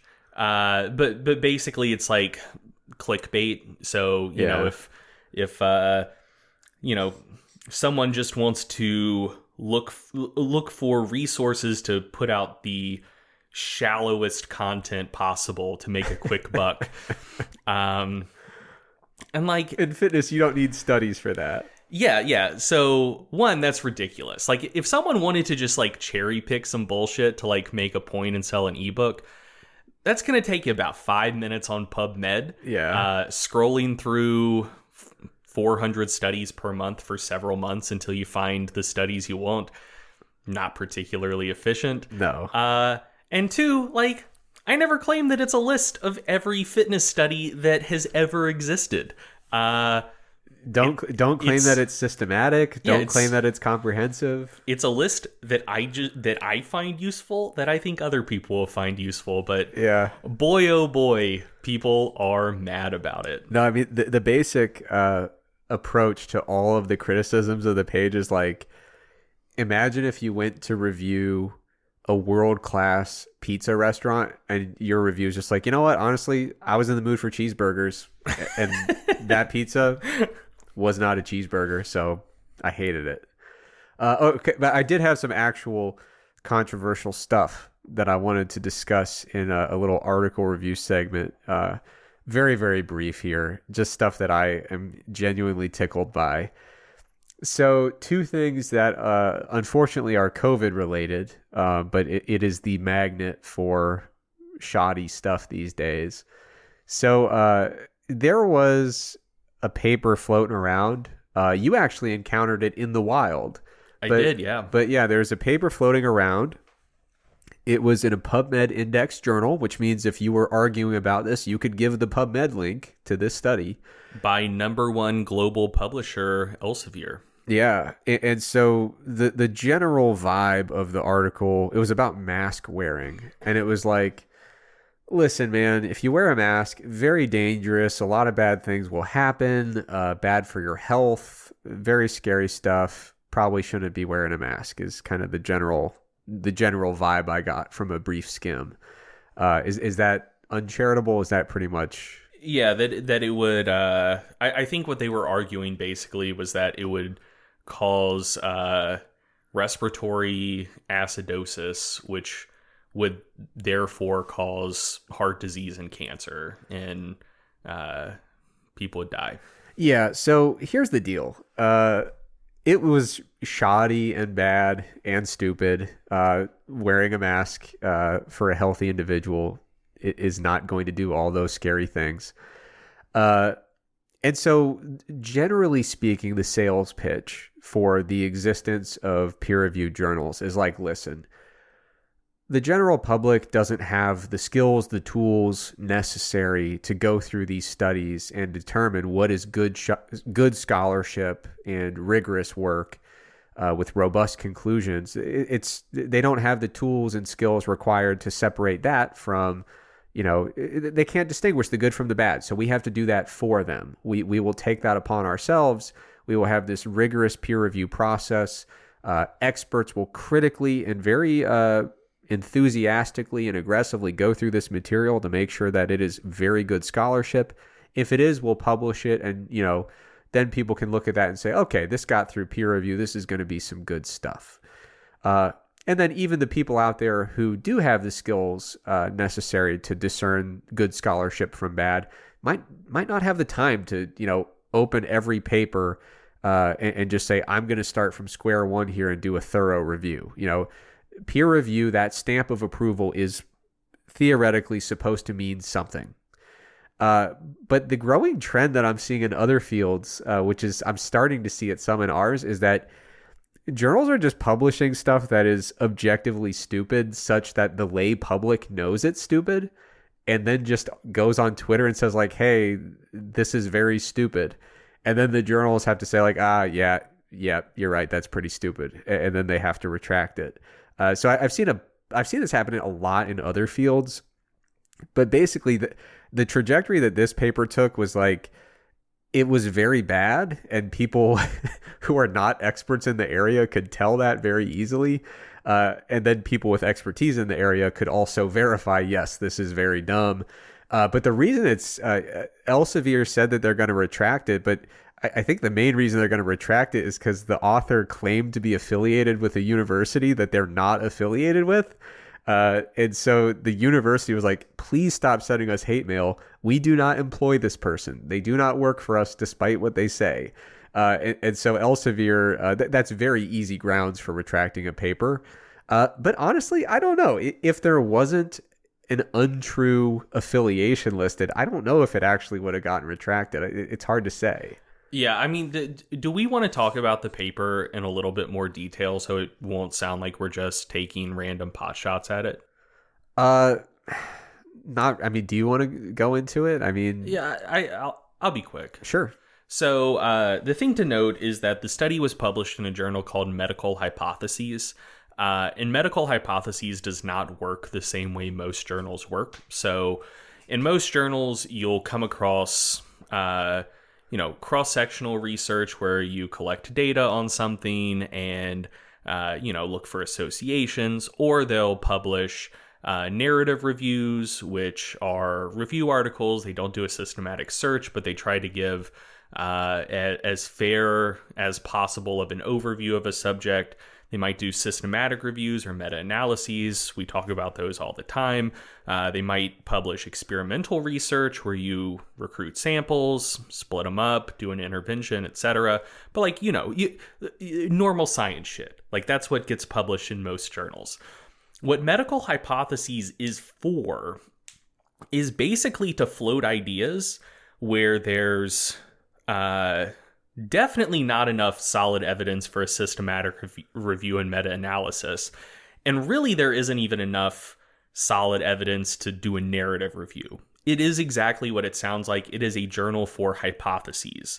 If an idea is getting put in Medical Hypotheses instead of just some standard journal, it is fundamentally because there is not yet enough rigorous evidence to support the idea being put forth. It's a hypothesis, not a theory. So that's what the journal's for. And so, there's some pretty wacky stuff that gets published in there. And that's fine because, sometimes science is advanced by wacky ideas. So that's not a problem with the journal itself. You just need to be aware of it when you see a paper is published in Medical Hypotheses. You should evaluate it with a separate set of criteria and just a lot more skepticism than you would to evaluate ideas put forth in most other journals. The other thing to note, specifically with regards to the article itself, is, I briefly summarized the claims it was putting forth. You wear a mask, it's going to cause respiratory acidosis, and then a bunch of scary things will happen downstream from said respiratory acidosis. So that's the argument it's putting forth. That is the hypothesis. Mask, acidosis, bad shit. That's the train of logic it was using. And so, clearly, if you want to be able to make that point and make it well, you need to make sure you have good support for the initial claim that wearing a mask will cause respiratory acidosis, which might then cause other scary stuff. So I encountered someone sharing this study in the wild, and I was like, oh, this is interesting. Let me look into it. And so, once I identified the argument they were trying to make, I was like, okay, let's check out the sources they're using to support this argument. And for their core claim that wearing a mask causes respiratory acidosis, they cited 4 sources. 3 of them were textbooks that didn't provide page numbers. I I actually own one of the textbooks, and I checked out the chapter on respiratory physiology and confirmed that it didn't say anything about the effects of wearing a mask on respiratory acidosis.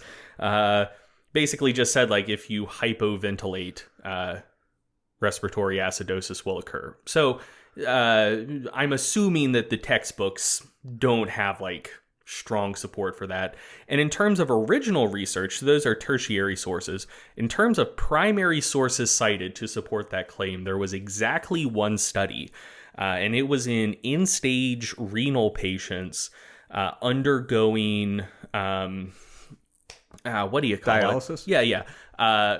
Undergoing dialysis wearing N95s. So, you know, your kidneys, very important for acid-base balance, acid-base regulation. It's very possible that end-stage renal patients presently undergoing dialysis, maybe bad things would happen if they wore N95s 24/7. Yeah. There was a primary source to back up that claim. Yeah. You can't generalize, especially when you're dealing with fucking acid-base balance stuff. You can't generalize from end-stage renal patients to the entire goddamn population. You can't do that. Yeah. They have a condition that affects their ability to regulate blood pH. So anyway, that that was the only shred of primary literature to actually back up the claim. So in addition to, you know, maybe needing to be a little bit more skeptical because it was published in Medical Hypotheses, there are gradations of stuff that are published in Medical Hypotheses. Like sometimes you support your argument really well. Sometimes you don't support your argument well at all. Even by the standards of Medical Hypotheses, it was an exceptionally poorly and weakly argued and sourced paper. Well, I've got an update for you. So props to Elsevier. It's already retracted on the site. Nice. And they actually, one of the rare occasions, they gave a good explanation for it. So point number one, a broader review of the existing evidence clearly shows that approved masks are effective in the prevention of COVID-19. Point number two, the manuscript misquotes and selectively cites references number 16, 17, 25, and 26, all misquoted. Table one, they just said all the data in the table is unverified, and there are several speculative statements. So that's the thing, though. It's not like he said, hey, I tell you what, if you look at this body of literature at just the right angle, it's just like, dude, it was just really bad stuff. Yeah. So anyway, it's very disappointing that, so for example, table one, all the data in the table is unverified, and there are several speculative statements.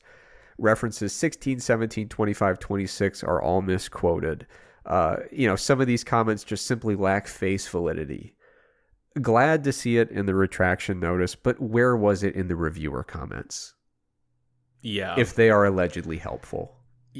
I mean, you don't want to get me on my peer review rant. No. But anyway, yeah, so that was just a trend that is becoming more common is all the big brain experts say, sure, put it in a journal. And then literally anybody on Twitter who is awake when they're reading the headline tweeted is oh, well, that's not true. And then there's a big stink and eventually sometimes a retraction. Another area where this happened, this is a constantly evolving situation. So Mercola, who was recently the good doctor. Yeah, he recently was honored on the Mount Rushmore of disinformation. Some people put out this thing. It was called the Disinformation Dozen. It was the 12 people who were putting out the most and worst disinformation related to vaccines. Yeah, 12 accounts were were putting out information that accounted for 65% of the total shares of misinformation related to COVID on social media. Yeah, so Mercola was featured on that list of 12. You might know his work from PubMed, the peer-reviewed literature. He recently published a paper that made a number of claims about vitamin D, and specifically in relation to COVID-19. Well, though, he also made a lot of claims about vitamin D and COVID-19 on his website, on his blog, in articles.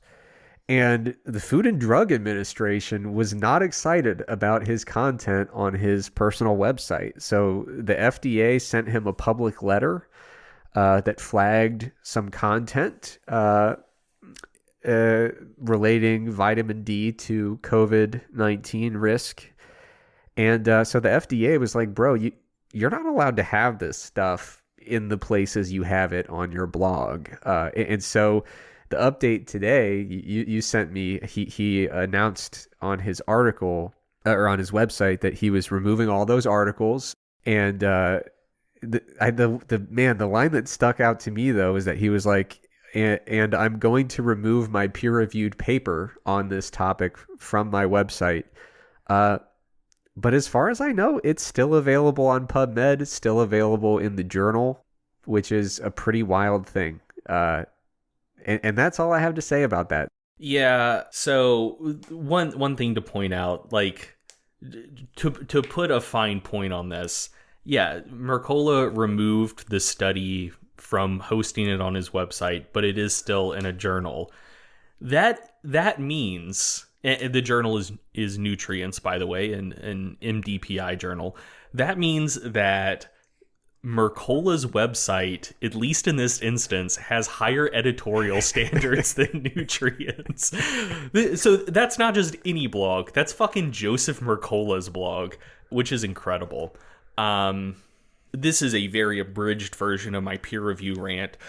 A very cool thing about science is that, we're interested in quantifying things. We want to know if things work or not. If a new supplement comes on the market, you say, hey, let's do a placebo-controlled trial to see if this supplement does anything. So, if peer review is one of the things that's a cornerstone of the scientific process that is supposed to be able to separate the wheat from the chaff and improve the quality of articles before they're published, ideally, you'd want to be able to quantify, does this work? And if so, how well? No one really thought to do that until somewhat recently. I'm blanking on the guy's name, but he was the longtime editor-in-chief of the British Medical Journal, very prestigious journal. And he kind of got a hunch that peer review wasn't working that well. And so once he stepped down as editor-in-chief of the British Medical Journal, he made it his scientific mission to do a little meta science and study how well does peer review work. And the cliff notes are not great. But I think it's also worth noting how peer review, as we currently conceive of it, became a thing.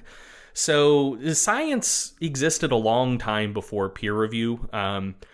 They used to call it refereeing, and it used to be that journals were purely refereed by their editor-in-chief for the most part. So, the editor-in-chief would be someone who was like a world-leading expert in whatever field the journal was publishing stuff in. And so, like, they could tell for themselves, like, hey, is this good stuff? Is it not? But then basically, the scope of journals widened, the total number of articles submitted increased, and so they started needing to bring in additional people from time to time to look at some articles that, might be outside the realm of expertise for the editor-in-chief, or, just to get a second opinion on it. But for a long time, it still wasn't a super, super common practice. A famous example of this is one of Einstein's papers. I believe the one where the paper that talked about the theory of special relativity. He submitted it to a journal, and the editor-in-chief was like, this seems pretty cool, but I really need to send it out for a second opinion. When Einstein heard that, he'd never been peer reviewed before because most people at the time never got peer reviewed. And he was insulted so much that he retracted his submission and submitted to another journal. Because he was like, fuck you, dude. Like, I submitted to this journal because I thought you knew enough shit to be able to review this. But if you and your dumb ass can't review it and you think you need a second opinion, I'm just going to submit it somewhere else. That's a loose paraphrase. No, that's a quote, I believe. But yeah, so it wasn't common. And then, 20th century rolls along. Science starts becoming more and more politicized. And in the United States, Congress got, not super pleased with the scientific establishment and were proposing congressional oversight of scientific publishing, which, to be clear, I would not be a fan of. And scientists also weren't a fan of that. And so in an effort to try to make science seem more neutral and less political, they basically said, like, hey, we're going to bring on independent experts to review all of the stuff getting published. We're going to call it peer review, and it's going to be great. And that was enough to get Congress off the back of major scientific publishing in America. It wasn't completely unheard of by then. Like in the 1920s, very few papers were refereed.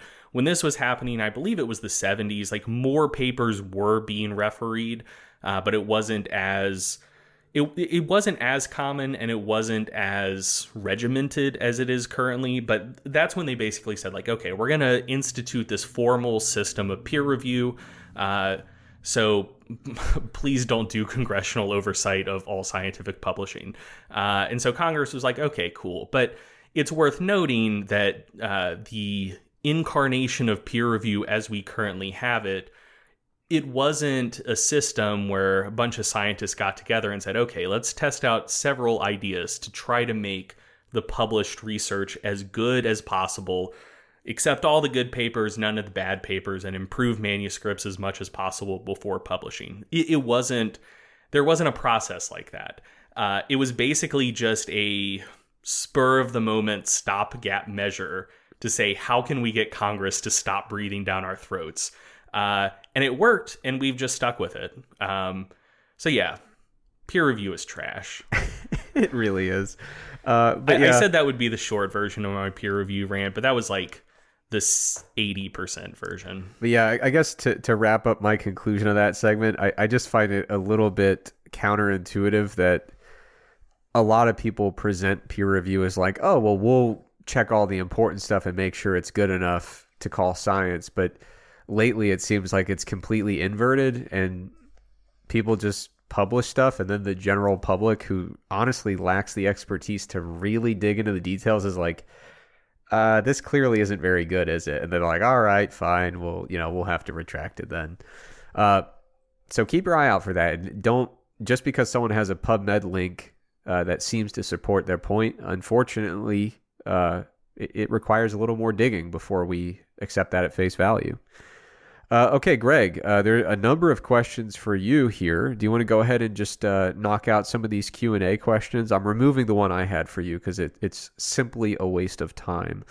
But now I'm curious. What was it? It was very literally a waste of time. I'll tell you about it later. All right. Yeah, so why don't you go ahead and knock out some of these Q&As so that the people will be informed. Yeah, let's do it. So question from Tommy DiStefano, I believe from Facebook.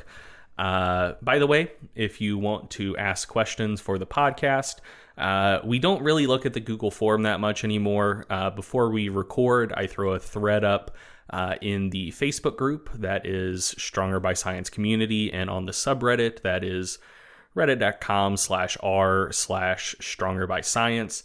And those are the best places to ask your question. So anyway, Tommy, I believe from Facebook, asks, is training for strength and hypertrophy simultaneously really as useless as some people make it out to be?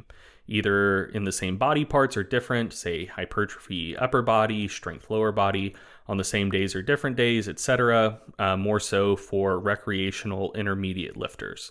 So basically asking, some people say that it's a waste of time to try to simultaneously train for strength and hypertrophy. Are they correct? My answer to that is no, and I kind of want to know who says it's useless to train for strength and hypertrophy at the same time. So I first, to approach this from a hypertrophy perspective, because my answer there is shorter. If you're training to peak strength in a few weeks or whatever, so you're training with really heavy near max loads that are probably going to cause quite a bit of stress and will significantly limit how much per session training volume you can do.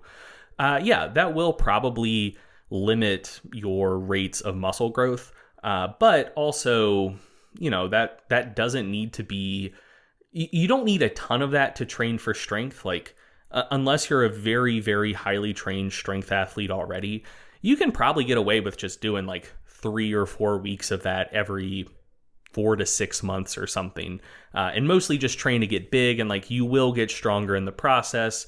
Most of the time you're just doing pure hypertrophy training. So, doing a little specific strength work on a hypertrophy program shouldn't negatively impact hypertrophy training that much. Maybe it would if you're, nearing your absolute genetic muscular limits, but for 99% of people, that'll be fine. As far as strength goes, in terms of long-term strength development, I think you should be doing a lot of hypertrophy training. You will be able to contract your muscles harder if you build a lot of contractile proteins, which means doing some hypertrophy training. So, when I think strength training, I think, you're doing, again, depending on if you're trying to maintain weight to stay in a weight class, your level of development, you will definitely need to be doing some very heavy, lower volume, highly specific strength work. But you should be doing a lot of hypertrophy work a lot of the time. Again, especially Tommy's asking about recreational intermediate lifters. Yeah, if you're trying to maximize strength development, you absolutely need to be doing some hypertrophy training. And building muscle, as long as you don't just get super, super out of practice with low rep, high load specific strength skills, strength is going to go up. So I think for most people, a very, very reasonable way to approach training, you can go one of two ways for simultaneous hypertrophy and strength development.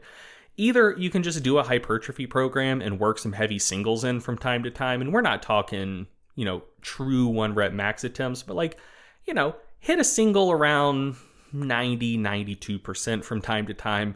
That's heavy enough that it will help you maintain and build skill with really heavy near max loads.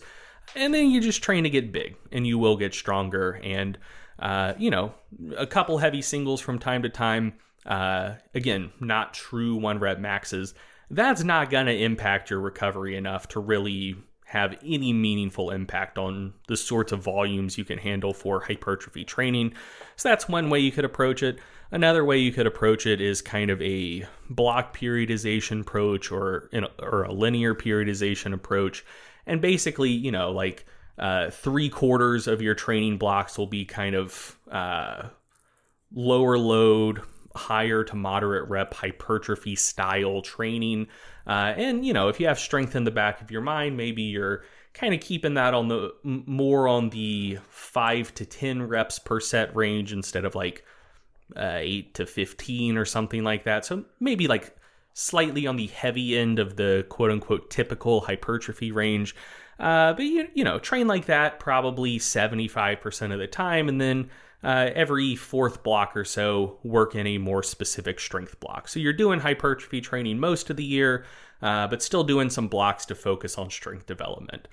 Both of those two approaches will be great, both long-term and really short-term too, for both strength and hypertrophy. Again, for most people who aren't already highly elite, highly specialized athletes in one of those two pursuits. Second question from Matt Sincata. This was one of the ones on the outline for the last episode that I didn't get to, and I was very excited about it. Hey, Greg and Trex, you don't need to address questions about biomechanics to Trex. Hope you're doing well. I've seen it suggested that the study, quote, effect of barbell weight on the structure of the flat bench press, close quote, by Kroll and Golis, suggests that when you get towards max weight in the bench press, the triceps become the prime movers.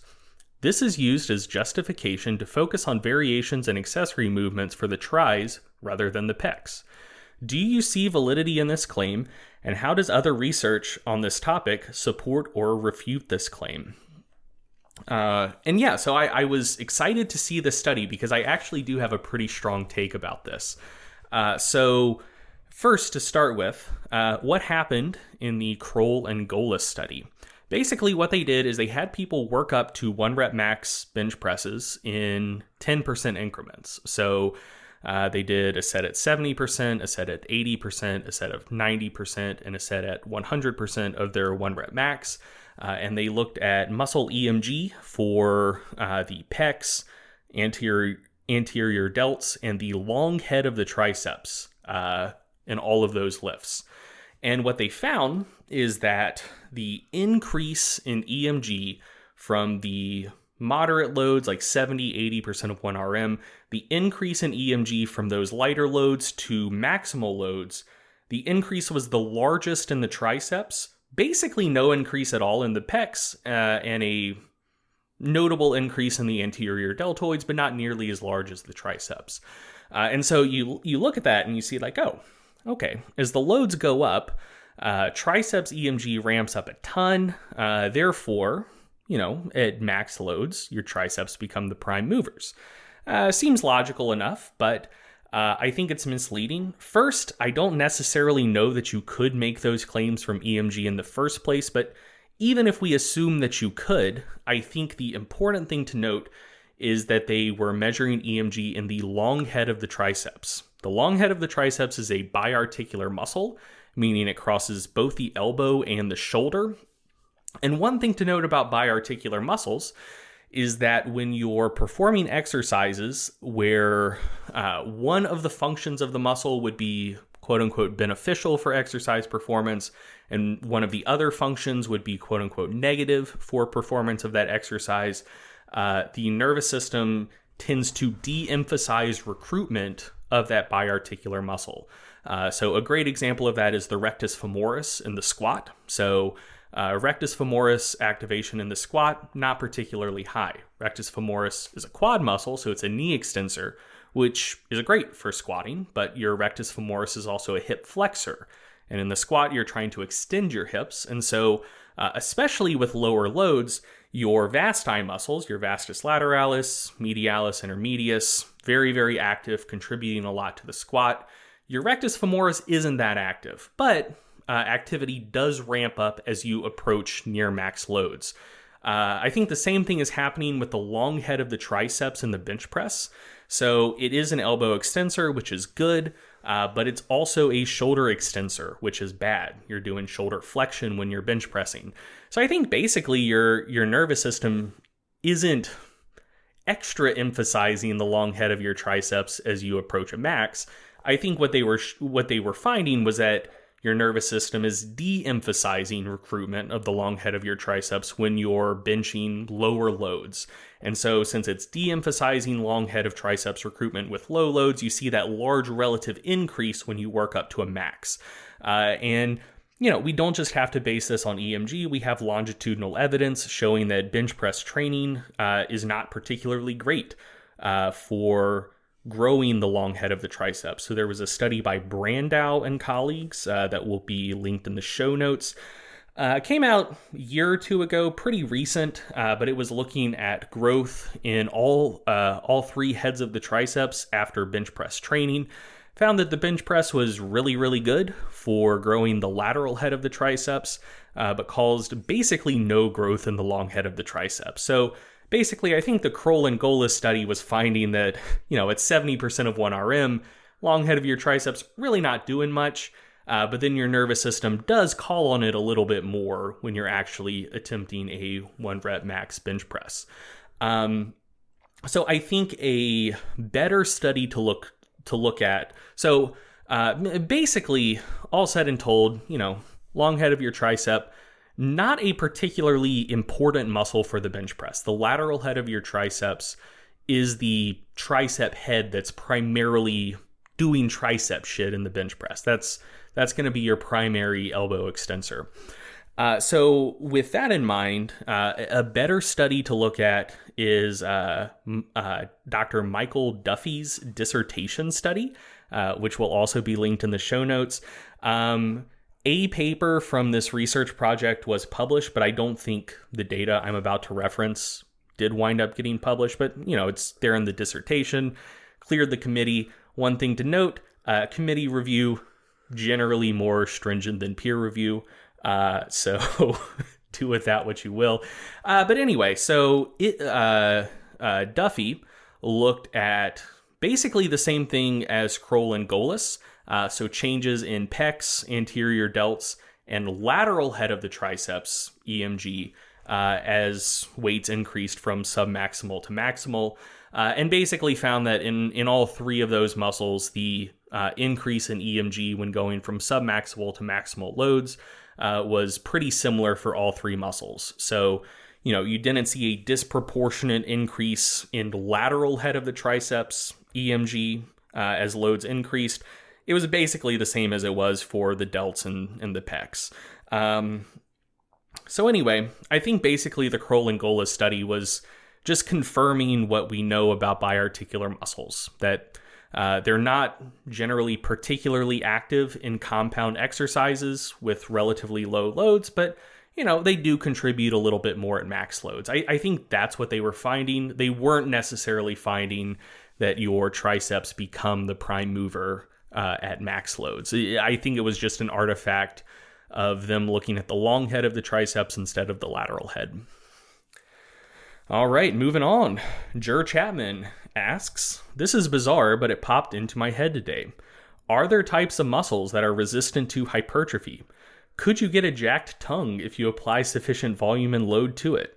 If not, are calves made of the same stuff as tongues? Funny, serious question.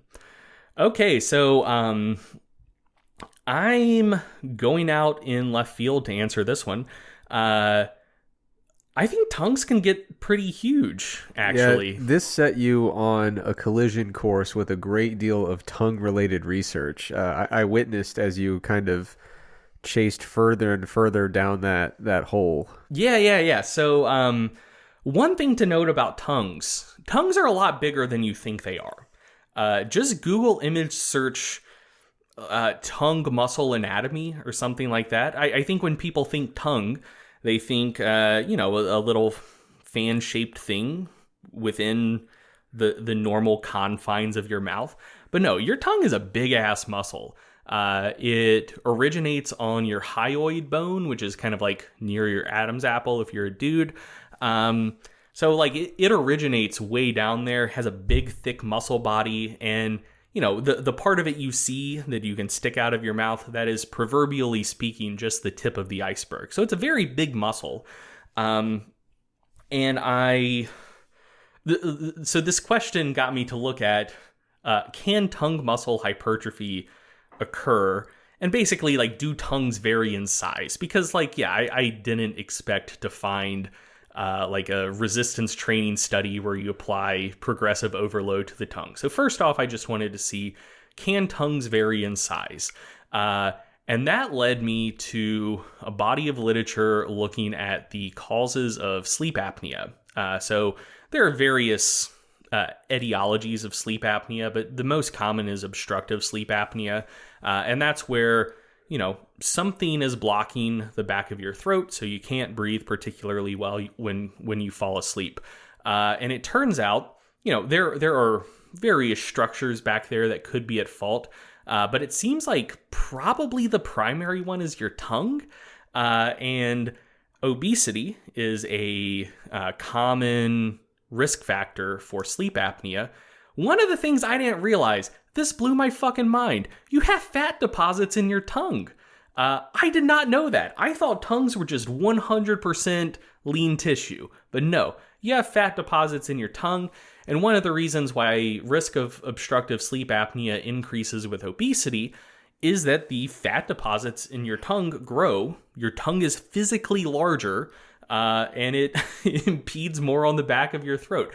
Also, like the other tissues around the back of your throat also have fat deposits, so that contributes as well. But a lot of it seems to be tongue driven. So there was studies looking at obese people who reported or who had confirmed obstructive sleep apnea compared to obese people who didn't. And they basically found the folks with obstructive sleep apnea just had bigger fucking tongues than the ones that didn't. And those tongues had substantially larger fat deposits. So that's not related to the answer to this question at all, but it got me thinking about steroids, because obstructive sleep apnea is also really common in steroid users. And one of the things that people note is that a big neck is another thing that's associated with sleep apnea. And that's always driven me crazy, because I was just thinking about it. Like, I know where your fucking trachea is. Like, having really thick cervical extensors doesn't really seem like it should be doing anything to block up your trachea. So, I knew that large necks were associated with a risk of obstructive sleep apnea, but it didn't make sense to me. Like, that connection didn't make sense. And so now I'm just kind of thinking that, like, people with big necks either probably have a fair amount of body fat and maybe have a fat deposition pattern that's kind of like head and neck centric, where maybe if you have a lot of fat around your neck, you're also more likely to deposit fat in the tissues in your throat and also your tongue. Or, you do a lot of steroids, and if you're doing steroids enough to make your neck grow without neck training, maybe that is inherently causing tongue hypertrophy, because like that's another skeletal muscle, and maybe that's what's giving you sleep apnea. I couldn't find primary research to back that up. Like, I couldn't find a longitudinal study looking at the longitudinal effects of anabolic steroids on tongue mass or anything like that. But I did find some anesthesiology, just like kind of best practices, where they were saying, like, if someone is going under and they look really muscular, you should ask them if they're using steroids, because if they are, that is going to increase their risk of like not being able to breathe once they go under. So like you might need to do some other shit, and specifically with regards to them having larger tongues. So basically, like, I don't know. All of that makes me think that tongues are just like any other muscle. They probably grow in response to steroids. They therefore would probably grow in response to resistance training. I kind of think that other than having way more degrees of freedom, they're just really not that different from other skeletal muscles. So yeah, I think skeletal muscles can get big, and therefore your calves can probably also get big. Ultimately, this comes back to the calves. But yeah, the stuff I was reading about sleep apnea blew my mind. I had no idea your tongue came into it, but a lot of it seems to be pretty tongue-centric. Oh, also another potential implication of that, to be clear, this entire segment, including what I'm about to say, not a doctor, don't take this as medical advice, all standard disclaimers apply. But one of the questions I get asked a lot is like, hey, having a big neck, that seems to be a risk factor for obstructive sleep apnea. So like if I try to do some neck training and get a big neck, is that going to give me sleep apnea? To be clear, I don't know. I'm not saying it will. I'm not saying it won't. But if this seems to be a very tongue-centric thing, and not necessarily related to... So like if neck size isn't the causative factor, if it's more like correlative for other things, like if a big neck is indicative of fat deposits in the head, neck, throat region, or if it's indicative of steroid use, which is causing tongue hypertrophy, but the neck size itself isn't necessarily inherently because of obstructive sleep apnea. If that is the case, again, not medical advice, not saying it is, not saying it's not, but if that's the case, then neck training itself per se should be fine, I would think. Anyway, a lot of stuff about tongues, man. Just to reiterate, Google image search tongue anatomy. They're fucking huge. Okay, moving on. David Meverden asks, glucosamine and chondroitin, a good supplement for older lifters. Will it prevent or repair any joint wear and tear? So that's a good question. And I first came across a 2010 systematic review and meta-analysis from Wandel and colleagues. And the basic conclusion is, this is a quote, compared with placebo, glucosamine, chondroitin, and their combination do not reduce joint pain or have an impact on narrowing of joint space. Health authorities and health insurers should not cover the cost of these preparations, blah, blah, blah. So basically it found that when reviewing all of the literature that existed in 2010, didn't seem like glucosamine and chondroitin really did much of anything. However, I found a study that, or also a meta-analysis that just for whatever reason didn't show up as highly in the searches. Barely came across this, almost stopped looking before I found it. But a more recent meta-analysis from 2018 from Zhu and colleagues looked at 26 articles describing 30 distinct trials. And so basically it did find that glucosamine did some stuff and chondroitin did some other stuff. So the conclusion was, given the effectiveness of blah, blah, blah. One second. Glucosamine showed effect on stiffness outcome. Chondroitin is more effective than placebo on relieving pain and improving physical function. Not many studies looking at the combination therapy. Most of the studies that looked at both together didn't find significant effects, but there were fewer combination studies than just glucosamine or just chondroitin. So unless they have inhibitory effects on each other, maybe they'd be more effective in tandem. But basically, state of the literature as of 2010 is not enough evidence to say that they do much of anything. By 2018, few more studies had been published, a little more statistical power. When looking at a wide range of clinical outcomes, chondroitin seems to have a small effect on pain and physical function, and glucosamine seems to have a small effect for reducing stiffness. Neither are particularly notable. So my my number one advice is, if you're asking about this in relation to pain or function issues, talk to a physical therapist or a doctor. But just my read of the literature as it is now, they seem to have either no side effects or very, very mild side effects, maybe some GI discomfort if you use really high dosages. And they may have a small beneficial effect for reducing stiffness, decreasing pain a little bit, but don't expect a night and day difference from them. So, may not do anything. If they do have an effect, it's probably positive, but probably fairly small. One thing related to that meta-analysis, I noticed in the title, it seems to be specifically related to osteoarthritis patients. Oh, yeah, that is worth noting. So yeah, the evidence that shows efficacy is in osteoarthritis patients. So David was asking about older lifters. Most people, when they get old enough, they have osteoarthritis in at least one or two joints. So yeah. In that context, older lifter and lifter with osteoarthritis, there's a lot of overlap there. But you're preaching to the choir. I'm in my 30s, for God's sakes. That is true. But no, that is worth noting.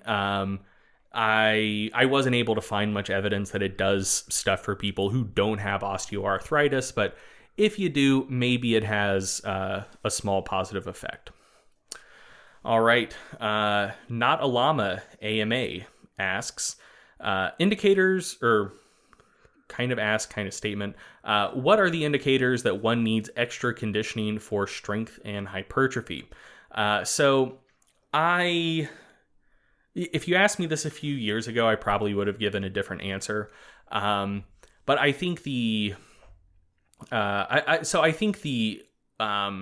general sign is just that you've reached a point where you need more volume to continue making progress than you can either comfortably get through in a training session or that you can recover from. So to be clear, I think that in general, your best approach is to start with, fairly low to moderate levels of training volume, see where that gets you, and then increase as needed. So, not just jumping to the highest levels of training volume that you can survive straight from the jump, but if your training volume is gradually drifting up over time, and you eventually reach the point where you're not making more gains and you're having real difficulty getting through your training sessions or recovering from them, maybe that's an indication that you need to do some conditioning. But then the question is, what kind of conditioning should you do? And I used to think, keep training how you want, but maybe throw some low intensity cardio into the mix. And in general, I am still a fan of very low intensity cardio. And by that, I mean just going for walks pretty regularly. It's good for a lot of stuff. Good vibes, get your step count up, not die young, all good things.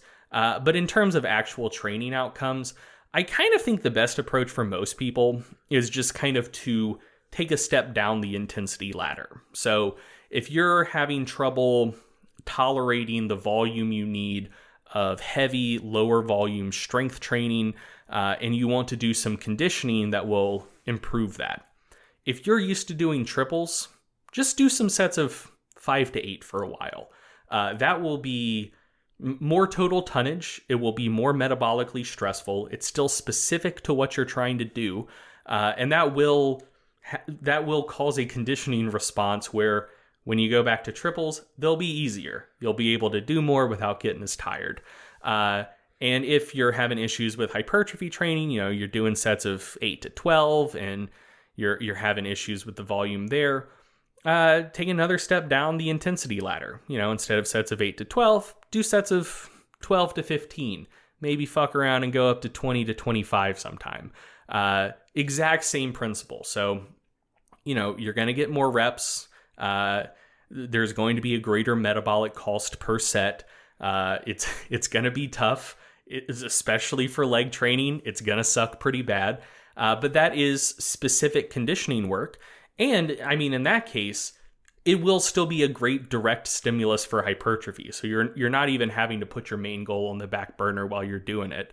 But, if you get to the point that you can pretty comfortably do, 4 sets of 15 instead of 4 sets of 8, when you go back to 4 sets of 8, it's going to be a lot easier.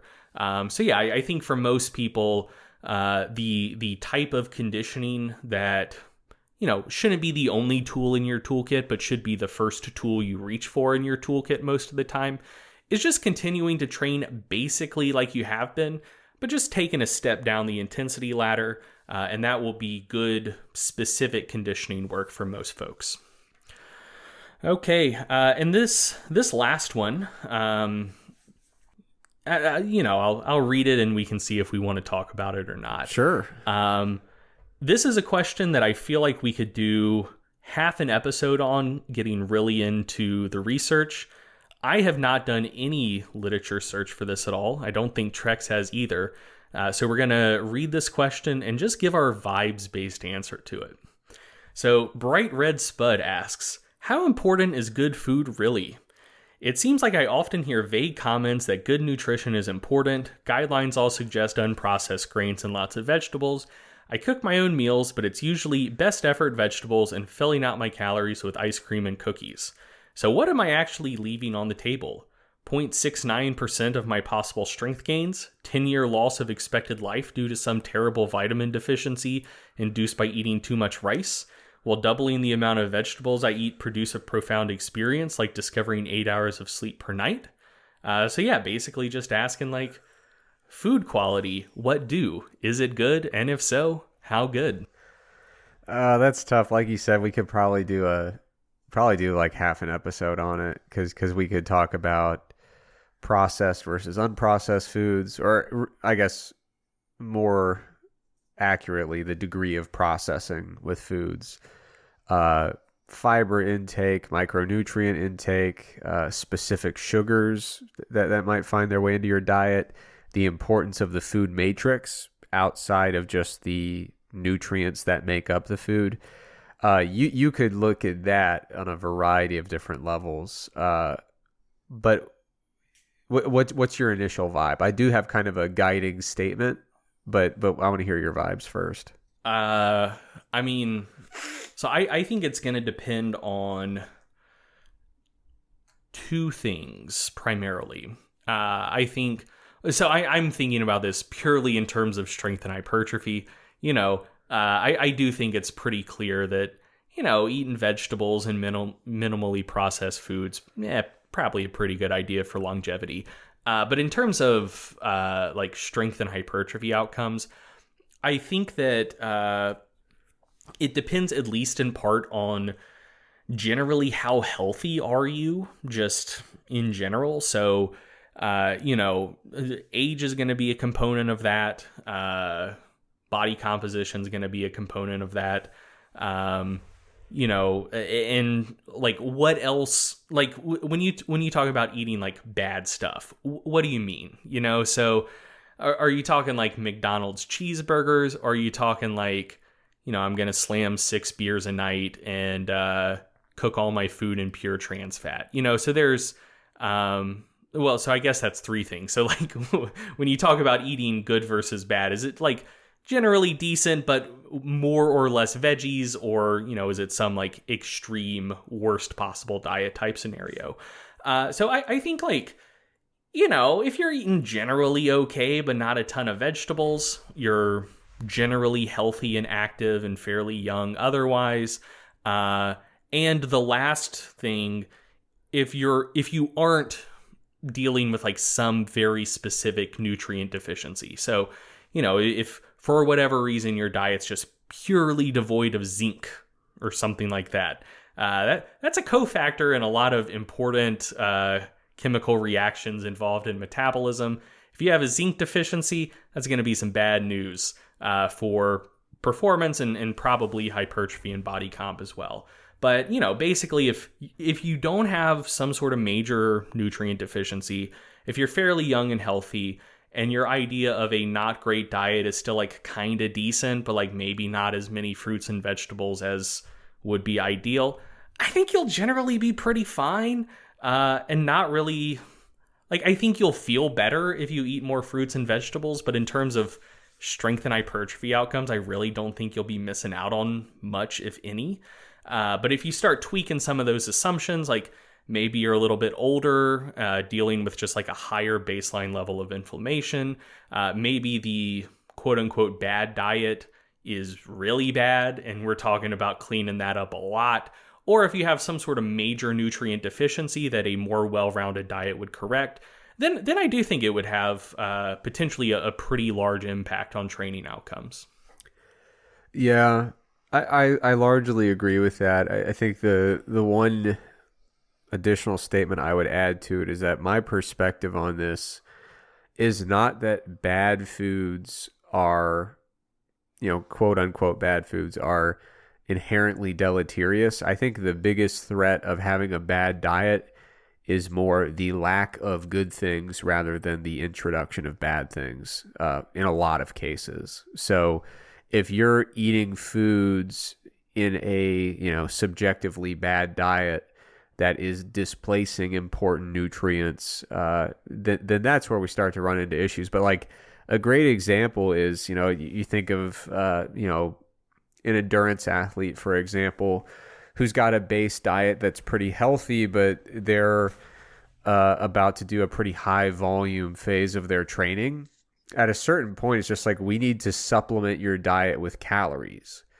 And so adding in foods that are hedonically very enjoyable and calorie dense and don't have a lot of micronutrients, it's not necessarily a bad thing, because we're just trying to supplement a diet with some form of calories that doesn't feel like a chore to consume. So when it comes to any discussion about food quality or diet quality, I always like to make sure we kind of frame it and say that, like, unless you're eating just absurd amounts of, ethanol and trans fats, like you said, it's not that we're worried about the introduction of calorically dense foods. It's that we're worried about the absence of the good stuff. We need to make sure that the good stuff's in there.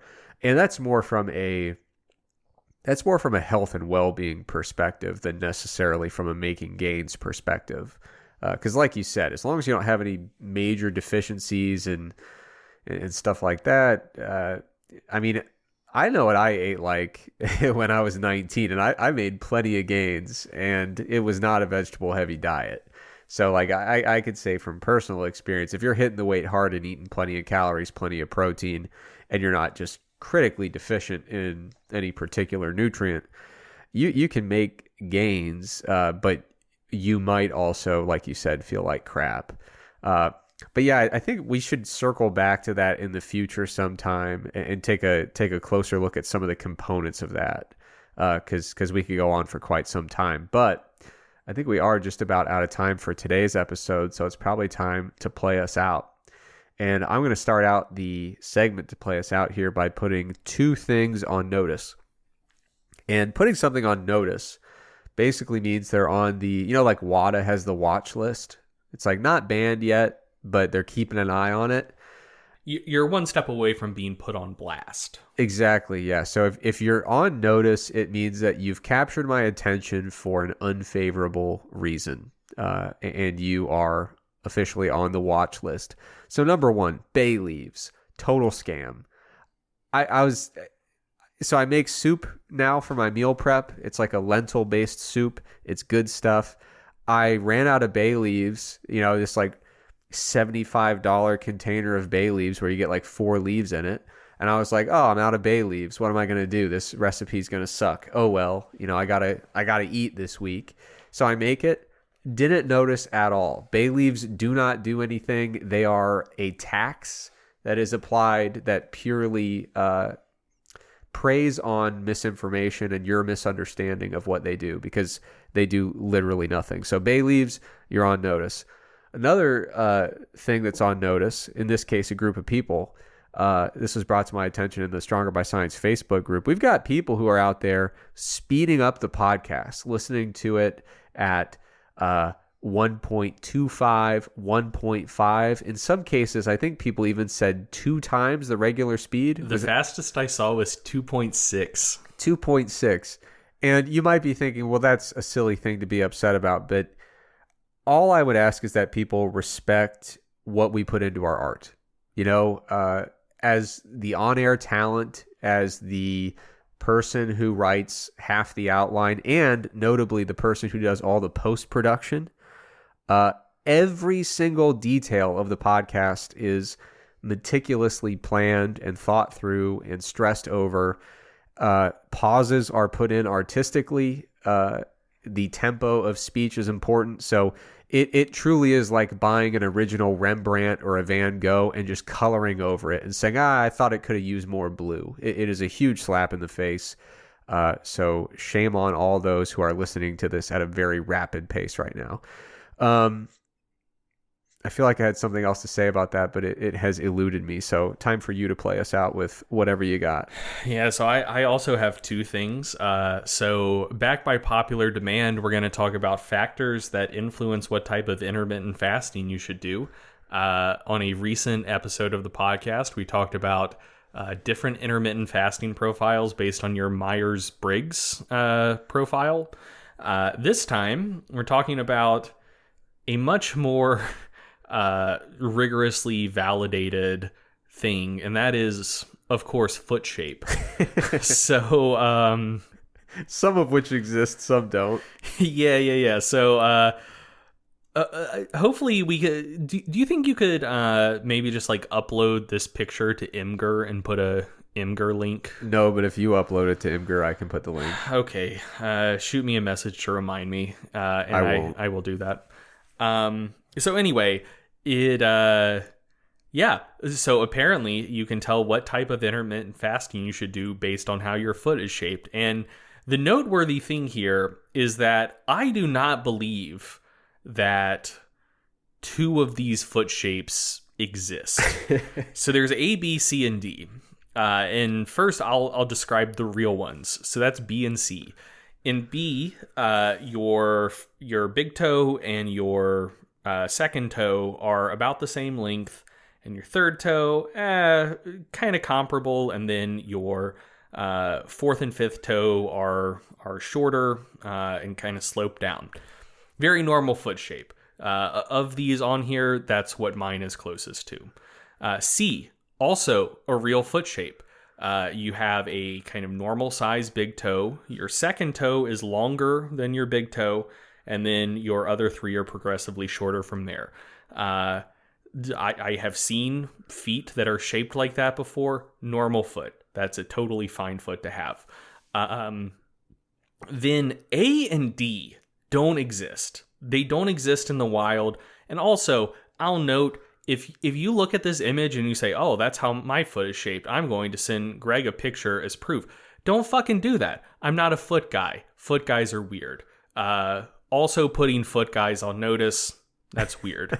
But A, it's just a fucking 45-degree angle straight down. And, you know, it's not just that the big toe is the longest, followed by the second toe, followed by the third. Also, like, the metatarsals are varying in length in a very linear fashion. Very disconcerting, not good, doesn't exist. It's not real. And then D, also bizarre foot. I've never seen a foot that looks like this. Big toe that's probably like 3 times longer than all of the rest, and then toes 2 through 5, exact same length. That foot doesn't exist. It's not real. So anyway, just to start with, this is bullshit. They're saying that there are 4 distinct foot shapes and they all track to a particular intermittent fasting profile, but right off the jump, only 2 of the 4 are actual real foot shapes. And then, you know, once you've gotten past that, it is clear that the type of intermittent fasting you should do should absolutely be dictated by foot shape. I have no issue with that whatsoever. That's very rigorously proven. We should get Grant to talk about that. Grant Tinsley, friend of the show. Yeah. But, you know, like the fine science of dictating eating patterns by foot shape, don't denigrate that by trying to convince me that foot shapes exist that don't actually exist. You're not going to get that one by me. Yeah, so for people keeping score, you want to do intermittent fasting, listen to our episode with Dr. Grant Tinsley, who has done a lot of that research, and then figure out your personality type, and then figure out your foot shape, and that should be all the information you need. Perfect. And then I think the last thing I want to go out with is a podcast recommendation. So there is a podcast that is currently airing. I don't know how many more episodes there are going to be in the run, but it's a limited series. So, you know, there will be a finite number of episodes, but it's called Operation Midnight Climax. And it is a story about one part of the CIA's attempted mind control program, which, you know, if you've done any reading about the CIA, you know about MK Ultra. So it's like one facet of the MK Ultra program. Absolutely insane story. Very, very riveting audio content. One thing I will say that's kind of a negative about it in my book is that it's like very scripted and produced.